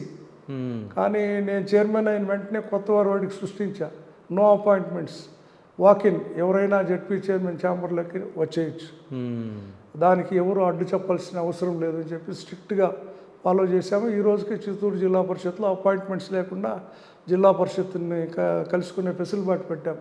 ఆ విధంగా చిత్తూరు జడ్పీ చైర్మన్గా నేను గర్వపడుతున్నా. ఇతరులు కూడా మన రాష్ట్రంలో ఉండే జిల్లా పరిషత్ చైర్మన్లు అడుగుతుంటారన్న డౌట్స్, మీరు ఏ విధంగా చేస్తుంటారు, ఈ వయసులో కూడా ఫాస్ట్గా ఉన్నారే, ఎక్కడెక్కడ ప్రోగ్రామ్స్, రోజుకు 5-6 ప్రోగ్రాంలు చేస్తారే అని అడుగుతుంటారు. రాజకీయాల్లో ఉండిన తర్వాత నిద్రా వ్యవస్థలో ఉండకూడదు, మనం ఎంత యాక్టివ్గా ఉంటే అంత ఫలితం ఉంటుంది మనకు పొలిటికల్గా అని చెప్తూ ఉంటాను నా మిత్రులందరికీ. ఆ విధంగా జిల్లా పరిషత్లో కూడా కరప్షన్ లేకుండా ట్రాన్స్పరెన్సీగా వెళ్ళాం. ఓకే ఇలా నా జీవితం సాగింది. ఒక సందర్భంలో జగన్మోహన్ రెడ్డి గారు కూడా మా తమ్ముడిని అడిగాడు, నువ్వు అన్నా అంటే విపరీతమైన గౌరవం ఇస్తావు ఏమేనంటే, మా తమ్ముడు అన్నాడు, మా నాన్నని చూశాను సార్, నాకు నాన్న లేడు ఇప్పుడు, కానీ నాన్న లేని లోటు తీర్చేది మా అన్న ఒక్కడే. ఈరోజు మీరు నన్ను సార్ అంటే మా అన్నే సార్. ఈరోజు నేను అకౌంటెన్సీ చేసి మీరు నన్ను సార్ అని పిలుస్తారంటే అది మా అన్న పెట్టిన భిక్షం అని చెప్పాడు జగన్ సార్. ఇద్దరిని ఇట్లా కవిలించుకున్నాడు. ఓకే అదొక అప్రూప ఘట్టం నాకు. సో ఇంకో విషయం అంటే, జగన్ గారికి మీకు చాలా దగ్గర సంబంధం, అంటే ఏదున్నా డైరెక్ట్ మాట్లాడతారంట. సో కుప్పం సైడ్ వచ్చినప్పుడు కూడా మీ ఇంట్లోనే స్టే చేశారన్నట్టు విన్నాము. జగన్ గారితో మా తమ్ముడు బాగా అటాచ్మెంట్ ఉంది. వాళ్ళకు పర్సనల్ చార్టర్డ్ అకౌంటెంట్గా ఉంటాడు. మా తమ్ముడు రాజకీయంగా ఏముండడు. జగన్మోహన్ రెడ్డి గారు బెంగళూరులో చేసేటువంటి రియల్ ఎస్టేట్ కావచ్చు, లేదంటే భారతీ సిమెంట్స్ సంబంధించి కావచ్చు, దాంట్లో ఆడిటర్ కమ్ ఫైనాన్స్ డైరెక్టర్గా ఉన్నాడు. వాళ్ళ ఫ్యామిలీకి అతి చనువుగా ఉన్నాడు, చాలా దగ్గరగా ఉంటాడు. ఆ పరిచయంలో నేను కూడా రాజకీయాల్లో రాజశేఖర్ రెడ్డి గారి దగ్గర అతను పిసిసిఐ ప్రెసిడెంట్ అయినప్పటి నుండి చాలా దగ్గరగా కలిసేవాడిని. ఢిల్లీలో కూడా పార్లమెంట్ సభ్యుడిగా ఉన్నప్పుడు ఢిల్లీలో కూడా వెళ్ళేవాడిని. మమ్మల్ని రాజశేఖర్ రెడ్డి గారు కూడా సొంత తమ్ముడు మా చూసుకునేవాడు. ఒక సందర్భంలో మాకు ఆంధ్ర భవన్లో రూమ్స్ వేయించి భోజనాలు పెట్టించి రిటర్న్ టికెట్స్ అతనే బుక్ చేసి ఖర్చులకు 1000 రూపాయలు ఇచ్చాడు రాజశేఖర్ రెడ్డి. అలాంటి రాజశేఖర్ రెడ్డి గారి దగ్గర కూడా పనిచేశాను నేను. ఒక రకంగా నేను కాంగ్రెస్లో ప్రయాణం చేయడము, మా తమ్ముడు అనుకోకుండా జగన్మోహన్ రెడ్డి దగ్గర ఎంప్లాయీగా కుదరడము, ఇవి రెండు కోఇన్సిడెంట్స్ కలిసి వచ్చాయి. కాబట్టి జగన్మోహన్ రెడ్డి గారి దగ్గర ఒక ఫ్యామిలీ మెంబర్గా నాకు ఒక చనువు ఉంది. ఆ చనువును నేను ఎక్కడా హద్దు మీరలేదు. ఒక పాలిటీషియన్గా నేను ఎన్ని కట్టుబాట్లు ఉన్నానో అన్ని కట్టుబాట్లు సార్కి ఎక్కడా డిగ్రేడ్ కాకుండా, పార్టీకి చెడ్డ పేరు తేకుండా ముందుకు సాగుతున్నా. కుప్పంకి వచ్చినప్పుడు కూడా ఓదార్పు యాత్రలో భాగంగా మా ఇంట్లో ఆగాడు జగన్ సార్. ఆగి ఆ రోజు రాత్రి మా ఇంట్లో ఆతిథ్యం తీసుకున్నాడు. పొద్దున్న బ్రేక్ఫాస్ట్ కూడా మా ఇంట్లో తీసుకొని ఇక్కడి ఇంకా బయలుదేరారు. మా కుటుంబంతో అంతా ఆ రోజు దాదాపు 3 అవర్లు గడిపి చాలా చనువుగా, చాలా దగ్గరగా మీరందరూ ఇంటికి రావాలని చెప్పి పిలిచాడు. ఆయన పిలుపుని అందుకొని మా ఫ్యామిలీ మెంబర్స్ అందరం కూడా వాళ్ళ ఇంటికి వెళ్ళి ఒకసారి భోంచేసి వచ్చాము. చాలా బాగా చూసుకుంటాడు సార్ మా ఫ్యామిలీని, ఇబ్బందులు ఏం లేదు. మా అబ్బాయిలంటే కూడా చాలా దగ్గరగా చూసుకుంటాడు. అది మాకు జగన్ సార్ దగ్గర ఉండేటువంటి చనువు. పార్టీ పరంగా మేము ఎంత చనువు ఉన్నప్పటికీ అతను మాకు అధినేతే, నేను అతని దగ్గర ఒక కార్యకర్తగానే ఉంటాను. ఎక్కడా ఆ ఓవర్ లైన్ దాటిపోవడం లేదు. సార్ ఆదేశాలు ఖచ్చితంగా ఆర్టిస్టు సార్ కోసం జీవితకాలం పనిచేయాలనేది ఒక మైండ్ సెట్లో ఉన్నాను. ఓకే. అయితే ఇప్పుడు మీ ఇంటి దగ్గర అంటే బ్రేక్ఫాస్ట్ కూడా చేశారని చెప్పారుగా, అంటే జగన్ గారి డైట్ ఇట్లా ఉంటుంది సార్? అంటే జగన్ గారు మిగతా భోజనం చేస్తాడు, చాలా తక్కువ తీసుకుంటాడు. ఓకే. బాగా పెరుగు ఇష్టపడతాడు, ఎనుము పెరుగు ఇష్టపడతాడు. వెజిటేబుల్స్ ఏమైనా 2 కప్పులు వెజిటేబుల్స్ తీసుకుంటాడు. మధ్యాహ్నం 1 కప్ రైస్ విత్ రసం, ఎనీ వెజిటేబుల్. కర్రీస్ చాలా తక్కువ తీసుకుంటాడు. నాన్ వెజ్ తీసుకుంటాడు కానీ 50 గ్రామ్స్, అంతకు మించి ఎక్కువ తీసుకోడు. ఓకే. మార్నింగ్ బ్రేక్ఫాస్ట్ కూడా ఒక ఇడ్లీ, దానికి ఏదైనా సూప్, వెజిటేబుల్ సూప్ ఇట్లుంటాయి. పాలు బాగా తీసుకుంటాడు, ఎనుము పాలు తీసుకుంటాడు, ఎనుము పెరుగు తీసుకుంటాడు బాగా. అన్నీ ఇది కంట్రోల్ అని లేదు కానీ ఎక్కడ కానీ పూర్తిగా చాలా లిమిటెడ్. చిన్న పిల్లోడు తినే ఫుడ్ కన్నా తక్కువ ఉంటుంది సార్ తినేది. చాలా మితి తిండి తీసుకుంటారు. వెజిటేబుల్స్ బాగా తీసుకుంటాడు, గ్రీన్స్ బాగా తీసుకుంటాడు. వీక్లీ 2 నాన్ వెజ్కి వెళ్తాడు కానీ అక్కడ నాటుకోడి పులుసు అన్న, రాగి ముద్దన్న ఇష్టపడతాడు. అది కూడా లిమిటెడ్గా తీసుకుంటాడు. ఓకే. సో ఫైనల్గా కొంతమంది లీడర్స్ నేమ్స్ చెప్తా సార్. సో వాళ్ళ గురించి 1 వర్డ్లో చెప్పండి, ఓకేనా? నేమ్స్ చెప్తా, నేను నేమ్స్ చెప్తా, వాళ్ళ గురించి 1 వర్డ్లో చెప్పండి. జగన్ గారు ఒక ఉన్నత ఆశయంతో రాజకీయాల్లోకి వచ్చారు. యాక్చువల్గా వాళ్ళ తండ్రి గారు ముఖ్యమంత్రిగా ఉంటే కూడా అతను నేను వ్యాపారం చేసుకోవాలని బెంగళూరుకి వెళ్ళిపోయినటువంటి వ్యక్తి. కానీ తండ్రి కోరిక మేరకు మళ్ళా రాజకీయాల్లోకి రావడం జరిగింది, ఎంపీ కావడం జరిగింది. అతను ఎంపీ అయిన సంవత్సరం కాలం లోపే వాళ్ళ తండ్రి మరణానికి గురి కావడం, అతను చాలా బాధపడుతూ రాజకీయాల్లో కొనసాగాలని నిర్ణయం తీసుకోవడం జరిగింది. వాళ్ళ తండ్రి గారు చనిపోయినప్పుడు కూడా అక్కడ శవాన్ని పెట్టుకొని రాజకీయాలు చేశారని చెప్పి కొందరు లీడర్లు కూడా మాట్లాడడం మీరు విన్నింటారు. అవును. కానీ వాస్తవంగా ఇప్పుడు డిప్యూటీ సీఎం బట్టి విక్రమార్క ఇప్పుడు కూడా మొన్న రీసెంట్లీ 1 వీక్ బ్యాక్ కూడా స్టేట్మెంట్ చెప్పి, జగన్మోహన్ రెడ్డి గారు ఎప్పుడూ మమ్మల్ని కోరలేదు, ఏ ఎమ్మెల్యేను సంతకం పెట్టమని చెప్పలేదు. తండ్రి పైన బాధలో అతను ఉన్నాడే కానీ మేము చేస్తే బాగుంటుందని మేడం గారికి సలహా ఇవ్వడం జరిగింది. అంతేగాని జగన్మోహన్ రెడ్డి గారు ఎక్కడ కోరలేదు అని చెప్పడం. అటు తర్వాత జగన్మోహన్ రెడ్డి గారు వాళ్ళ తండ్రి చనిపోయిన తర్వాత, తండ్రి గారు చనిపోయిన చూసి ప్రజలు ఎవరైతే దాదాపు 650 నుండి 700 కుటుంబాలు చనిపోయారో, మా తండ్రి కోసం వీళ్ళు చనిపోయారు, వీళ్ళ కుటుంబాలను నేను ఆదుకోవాలని ఒక దృఢమైన సంకల్పంతో ముందుకు సాగడం జరిగింది. ఆ కుటుంబాల కోసమే ఇతను ముందుకు పోవాలనుకున్నాడు. యాక్చువల్గా పూర్తి స్థాయి రాజకీయాలు అప్పటికే కాంగ్రెస్లోనే కొనసాగుతున్నాడు. ఈయన వెళ్ళాలా అనుకుంటే కొందరు రాజకీయ శక్తులు కాంగ్రెస్లోనే ఇతను అడ్డుకోవడం జరిగింది. 600 మనిషిని పిలిచి ఒకే జాగాలో మీటింగ్ పెట్టి వాళ్ళకి ఓదార్పిస్తే సరిపోతుంది కదా ఆ విధమైనటువంటి చేస్తే బాగుంటుంది, లేదంటే జగన్ ఒక బలమైన నాయకుడు అవుతాడు అని కాంగ్రెస్లోనే ఒక వర్గము సోనియా గాంధీకి చెప్పడం, సోనియా గాంధీ గారు కూడా లేదు నువ్వు ఒక్క జాగాలో మీటింగ్ పెట్టి అందరినీ ఓదార్పు చేయి, వాళ్ళకి ఏం చేయాలనుకుంటావు చేయి అని చెప్పడం, దాన్ని బ్లంట్గా విజయమ్మ, జగన్మోహన్ రెడ్డి గారు, షర్మిల గారు తిరస్కరించి ఢిల్లీని ఇంకా వచ్చేయడం కూడా చూసాం. మీరు ఢిల్లీని ఎదిరిస్తే ఏమవుతుందో చూస్తామంటే మేము రాజకీయాల కోసం కాదు, మా తండ్రి చనిపోయినారు, ఓదార్పు అనేది వాళ్ళ ఇంటికి వెళ్ళి ఓదార్చడం సాంప్రదాయము, ఈ విధమైనటువంటి కల్చర్ మా దగ్గర ఉంది కాబట్టి మేము వాళ్ళ కుటుంబాలని ఓదార్స్తాము, మీరు ఏమైనా డిసిషన్ తీసుకోండి అని సోనియా గాంధీకి చెప్పి వచ్చేయడం చూసాము. చూసిన తర్వాత కూడా సోనియా గాంధీ గారు రాయబారం నడిపారు, నేను కేంద్ర మంత్రి చేస్తాం, నువ్వు మా మాట విను ఉండు అని చెప్పి. నాకు రాజకీయాల కంటే కూడాను మా నాన్న కోసం చనిపోయిన కుటుంబాలు ముఖ్యం కాబట్టి నాకు కేంద్ర మంత్రి పదవి అవసరం లేదని చెప్పి ఈయన ఓదార్పు యాత్ర స్టార్ట్ చేయడం చూసాం. ఓదార్పు యాత్ర స్టార్ట్ అయిన తర్వాత వాళ్ళు అల్టిమేటం ఇవ్వడం, పదే పదే నేను సస్పెండ్ చేస్తాం, నువ్వు కట్టుబడాలి లేదా అరెస్ట్ చేస్తాం అది ఇది అంటే ఈయన ఇంకా వాళ్ళ బెదిరింపులకు భయపడకుండా ఎంపీగా ఇతను, ఎమ్మెల్యేగా వాళ్ళ అమ్మగారే, ఇంకా ఎందరో రిజైన్ చేస్తామంటే కూడా వద్దని నివారించి వీళ్ళిద్దరే రిజైన్ చేయడము. అటు తర్వాత వీళ్ళు బై ఎలక్షన్స్కి వెళ్ళడం చూసాం. ఆ రిజైన్ చేసి ఓదార్పు యాత్ర చేస్తూ వైఎస్ఆర్ కాంగ్రెస్ పార్టీ వాళ్ళ తండ్రి సమాధి వద్ద స్థాపించడం, బై ఎలక్షన్కి వెళ్ళడం, అతను దేశంలోనే అత్యధిక మెజారిటీ రావడం పార్లమెంట్లో, విజయమ్మ ఎమ్మెల్యే కావడం, ఇద్దరితో ఒకరు పార్లమెంటుగా ఒకరు ఎమ్మెల్యేగా ఈ రాజకీయ ప్రస్తావన స్టార్ట్ అయింది. స్టార్ట్ అయిన తర్వాత ఆయన ఓదార్పు యాత్ర అట్లే కంటిన్యూ చేస్తూ ఓదారుస్తూ మనం కూడా ఇంక బలంగా రాజకీయాల్లోకి పోవాలని నిర్ణయించుకోవడం, ప్రజలకు ఏదైనా చేయాలి, తండ్రి ఆశయాలు కంటిన్యూ చేయాలని ఒక దృఢమైన సంకల్పం తీసుకొని వాళ్ళ తండ్రి గారి ఆశయాలు ఏదైతే ఉన్నాయో రైతును బతికించాలి, ప్రతి కుటుంబంలోనూ ఆర్థికంగా నిలదొక్కోవాలి, ఆ విధమైనటువంటి కాన్సెప్ట్తో రావడం, ఆ విధంగానే అతను ముందుకెళ్తున్నాడని భావిస్తున్నాను. ఓకే. సో అంటే ఇంకోటి మీరు మాట్లాడుతుంటే నాకు ఇంకోటి గుర్తుకొచ్చింది.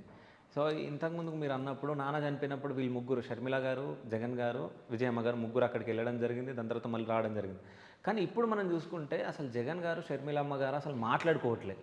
అసలు వాళ్ళ కుటుంబంలో ఏం జరిగింది అంటే పూర్తి కూడా కుటుంబ విషయం అండి, పూర్తి కూడా కుటుంబ విషయం. దాన్ని జగన్మోహన్ రెడ్డి గారే చెప్పారు, నేను మా తండ్రి గారు ఏ రోజు మాకు భాగాలు పెట్టేశారు, ఆ భాగాల జోలికి నేను వెళ్ళడం లేదు, నాకుండే వాటిలో కొన్ని షేర్లు నేనే ఇస్తామని చెప్పాను మా చెల్లెలకి, దాన్ని దాదాపు నేను డబ్బు రూపంలో ఇప్పటికే ఇవ్వడం జరిగింది, ఇంకా ఎటువంటి సంబంధం లేదు నా వ్యాపారాల్లో ఆమెకు చెప్పడం చూసాం. విజయమ్మ గారు కూడాను దాన్ని ఓపెన్గా చెప్పలేదు, నా కూతురికి ఇంత ఆస్తి రావాలా, నా కొడుకు ఏమారిచ్చినాడు అని ఎక్కడ ప్రెస్ స్టేట్మెంట్లో విజయమ్మ చెప్పలేదు, డబ్బు రూపంలో ఇచ్చామని చెప్పాడు. ఆ డబ్బు ఫిగర్ కూడా నేను మీకు తెలిసింటుంది, ఆ డబ్బు రూపంలో అయితే ఆమెకి ఇవ్వడం జరిగింది, క్యాష్ రూపంలో. ఆమె కొన్ని విషయాల్లో రాజకీయంగా కూడాను ఇప్పుడు జగన్మోహన్ రెడ్డి గారు అడ్మినిస్ట్రేషన్లో ఉన్నప్పుడు కొన్ని రాజకీయ కారణాలు, కొన్ని చేయాలని కొన్ని చేయకూడదని ఇష్యూస్ వస్తూ ఉంటాయి ఫ్యామిలీలో. ఇప్పుడు మా అబ్బాయిలు ఇష్యూ అడిగారు, కొన్ని చేసే ఉంటాయి, కొన్ని చేయని ఉంటాయి. రాజకీయంగా ఒక నాయకుడు ప్రజల్లో ఉండేటప్పుడు ప్రజా వ్యతిరేకంగా కొన్ని చేయలేకపోతాడు, అలాంటి కొన్ని వచ్చినప్పుడు అడ్డు చెప్పడం, అది మైండ్లో పెట్టుకొని ఫ్యామిలీలో ప్రాపర్టీస్ ఇష్యూ తీసుకొచ్చి వాళ్ళు విడిపోవడం జరిగిందే. కానీ ఈరోజు కూడా అతనికి చెల్లెలు అంటే అమితమైన ప్రేమ ఉంది, తల్లి అంటే అమితమైన ప్రేమ ఉంది. మనం కూడా చూశారు మీరు, తండ్రి సమాధి వద్ద తల్లి కొడుకు ఏ విధంగా ఉన్నారని. ఆయన చెల్లెలు అన్న కూడా దగ్గరలోనే కలుసుకుంటారని ఆశాభావం వ్యక్తం చేస్తున్నారు. ఓకే. సో ఇది మొత్తం ఆస్తి తగాదాలంటారు అంతేనా? అంతే. Okay, done. చంద్రబాబు నాయుడు గారు చంద్రబాబు నాయుడు గారు పూర్తి స్థాయి రాజకీయాల్లోకి వచ్చిన తర్వాత కాంగ్రెస్లో ఉన్నప్పుడు ఒక విధమైనటువంటి నాయకత్వ లక్షణాలు కలిగినటువంటి నాయకుడు. అటు తర్వాత రామారావుకు వెన్నుపోటు పడిచి ముఖ్యమంత్రి అయిన తర్వాత పూర్తి స్థాయి ఒక నియంత మాదిరి, నేనే రాజకీయాలు చేయాలి, ఇంకెవరు ఈ రాష్ట్రానికి ముఖ్యమంత్రిగా ఉండకూడదు, నా తర్వాత నా వారసత్వమే ఉండాలి అనే మనస్తత్వం కలిగినటువంటి వ్యక్తి.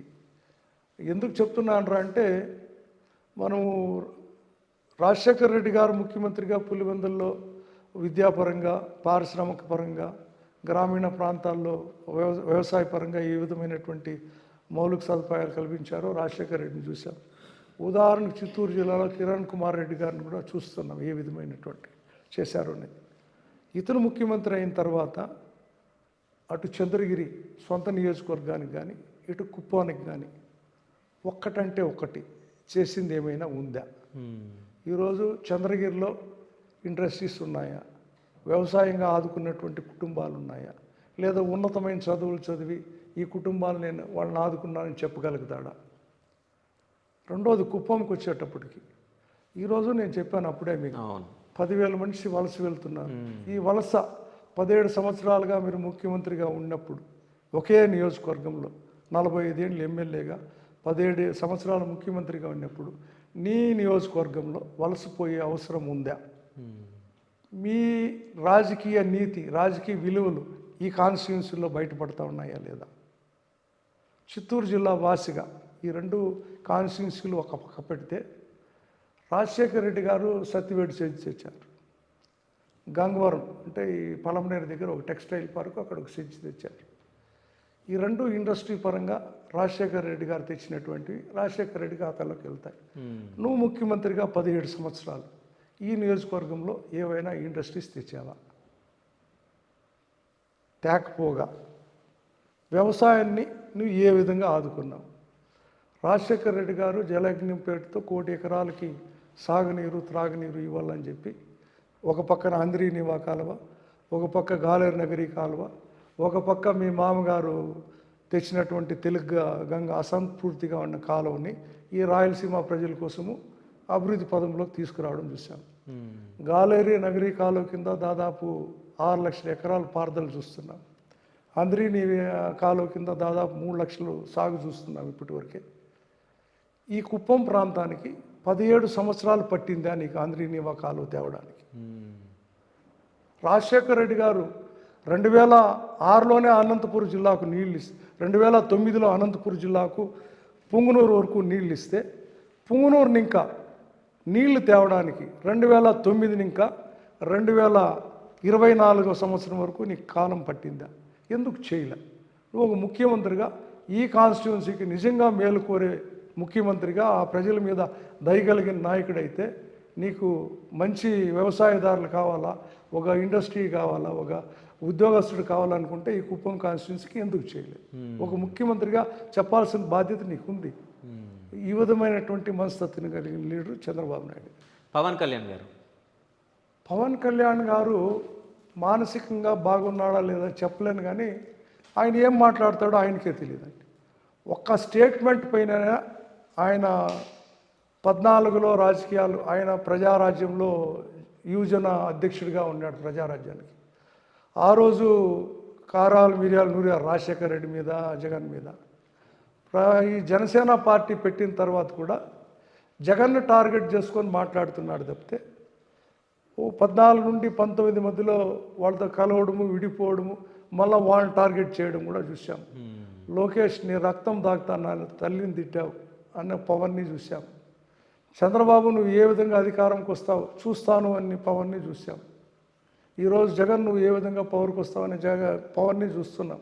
ఇలాంటి ప్రిక్లింగ్ మెంటాలిటీ ఉండేటువంటి లీడర్ ఏ దానిపైన సీజ్ ది సిప్ అన్నాడు, ఏమైంది? ఒక ఎస్టీ పాప కర్నూలు జిల్లాలో రేపు గురి కాబడితే అధికారంలోకి వస్తే నీకు చేస్తామన్నారు, ఏమైంది? జగన్ హయాంలో 30,000 మంది ఆడబిడ్డలు వాలంటీర్స్ ఇంటికి వెళ్ళి వాళ్ళ డాటా అంతా కలెక్ట్ చేసి ఈరోజు మిస్సింగ్లో ఉన్నారు, కేంద్రం నాకు ఇచ్చింది, టోటల్ ప్రొఫైల్ నా దగ్గర ఉందన్న. డిప్యూటీ ముఖ్యమంత్రిగా నువ్వు ఏం చేశావు? నీ ఓట్స్ పైన నీకు నమ్మకం ఉందా? నువ్వు స్టాండ్ అవుతున్నావా? ఇలాంటి మనస్తత్వం కలిగినటువంటి లీడర్ పవన్. ఆయన మాట మీద ఆయనకే నిలకడ ఉండదు, చెప్పింది మర్చిపోతాడు, చేయాలనే తత్వం లేనటువంటి వ్యక్తి పవన్ కళ్యాణ్ గారు. పూర్తి ద్వేషం నిండినటువంటి వ్యక్తి. ఈరోజు నీ తల్లిని తిట్టినటువంటి వ్యక్తి, నీ అన్నం తిట్టినటువంటి వ్యక్తి నువ్వు ఏం చేస్తున్నావు? ఇదే ప్రభుత్వంలో బాలకృష్ణ గారు అసెంబ్లీలో లేచి నా పేరు 9వది పెట్టారు జగన్మోహన్ రెడ్డి దగ్గర ఉన్నప్పుడు, నన్ను అవమానించారు, నన్ను ఇది చేశారు అని అంటే, అతను X health minister BJP MLA, అతను ఏం చెప్పాడు? చిరంజీవి పేరు ప్రస్తావన తీసుకొచ్చినప్పుడు వీళ్ళందరినీ కూడా నిండు సభలో తిట్టాడు బాలకృష్ణ గారు. నువ్వు డిప్యూటీ సీఎం, మీ అన్నను తిడతా ఉంటే బాలకృష్ణ గారు ఒక ముఖ్యమంత్రి వియ్యంకుడు, ఒక సాటి ఎమ్మెల్యే, మీ అన్న నీ కుటుంబం నువ్వు ఖండించావా? మీ అన్నను అగౌరవపరిచిన వ్యక్తులపైన నువ్వేమైనా కామెంట్ చేసావా? ముఖ్యమంత్రికి చెప్పావా, లేదా లోకేష్ చెప్పావా, లేదా కంప్లైంట్ చేసావా? ఈ విధమైనటువంటి మెంటాలిటీ కలిగినటువంటి వ్యక్తి కుటుంబానికి ఏమీ చేయలేడు, ప్రజలకి ఏమీ చేయలేడు, తాను కుటుంబాన్ని తాను కాపాడుకుంటాడో లేదో కూడా తెలియనటువంటి వ్యక్తి పవన్ కళ్యాణ్.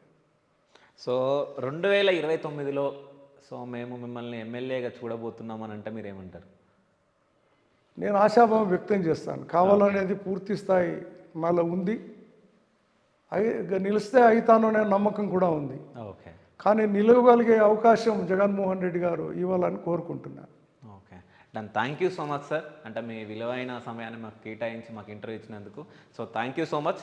చిత్తూరు ప్రజలకు మీరు ఏమైనా చెప్పాలనుకుంటున్నారా?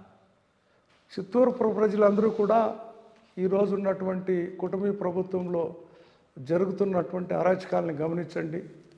ప్రభుత్వం గ్రామీణ ప్రాంతాల్లో మనకి ఏం చేసింది ఒకసారి గ్రహించండి. ఈరోజు కుటుంబీ ప్రభుత్వం వచ్చిన తర్వాత రైతు పరిస్థితి ఎంత దయానీయమైనటువంటి పరిస్థితిలో ఉన్నామో మీరు ఒకసారి గ్రహించాలి. మామిడి రైతులు దెబ్బతిన్నాం. మనకు జగన్మోహన్ రెడ్డి గారు తీసుకొచ్చినటువంటి అమూల్ పాల్ డైరీని ఇదే కుటుంబీ ప్రభుత్వం మూసేయడం చూసాం.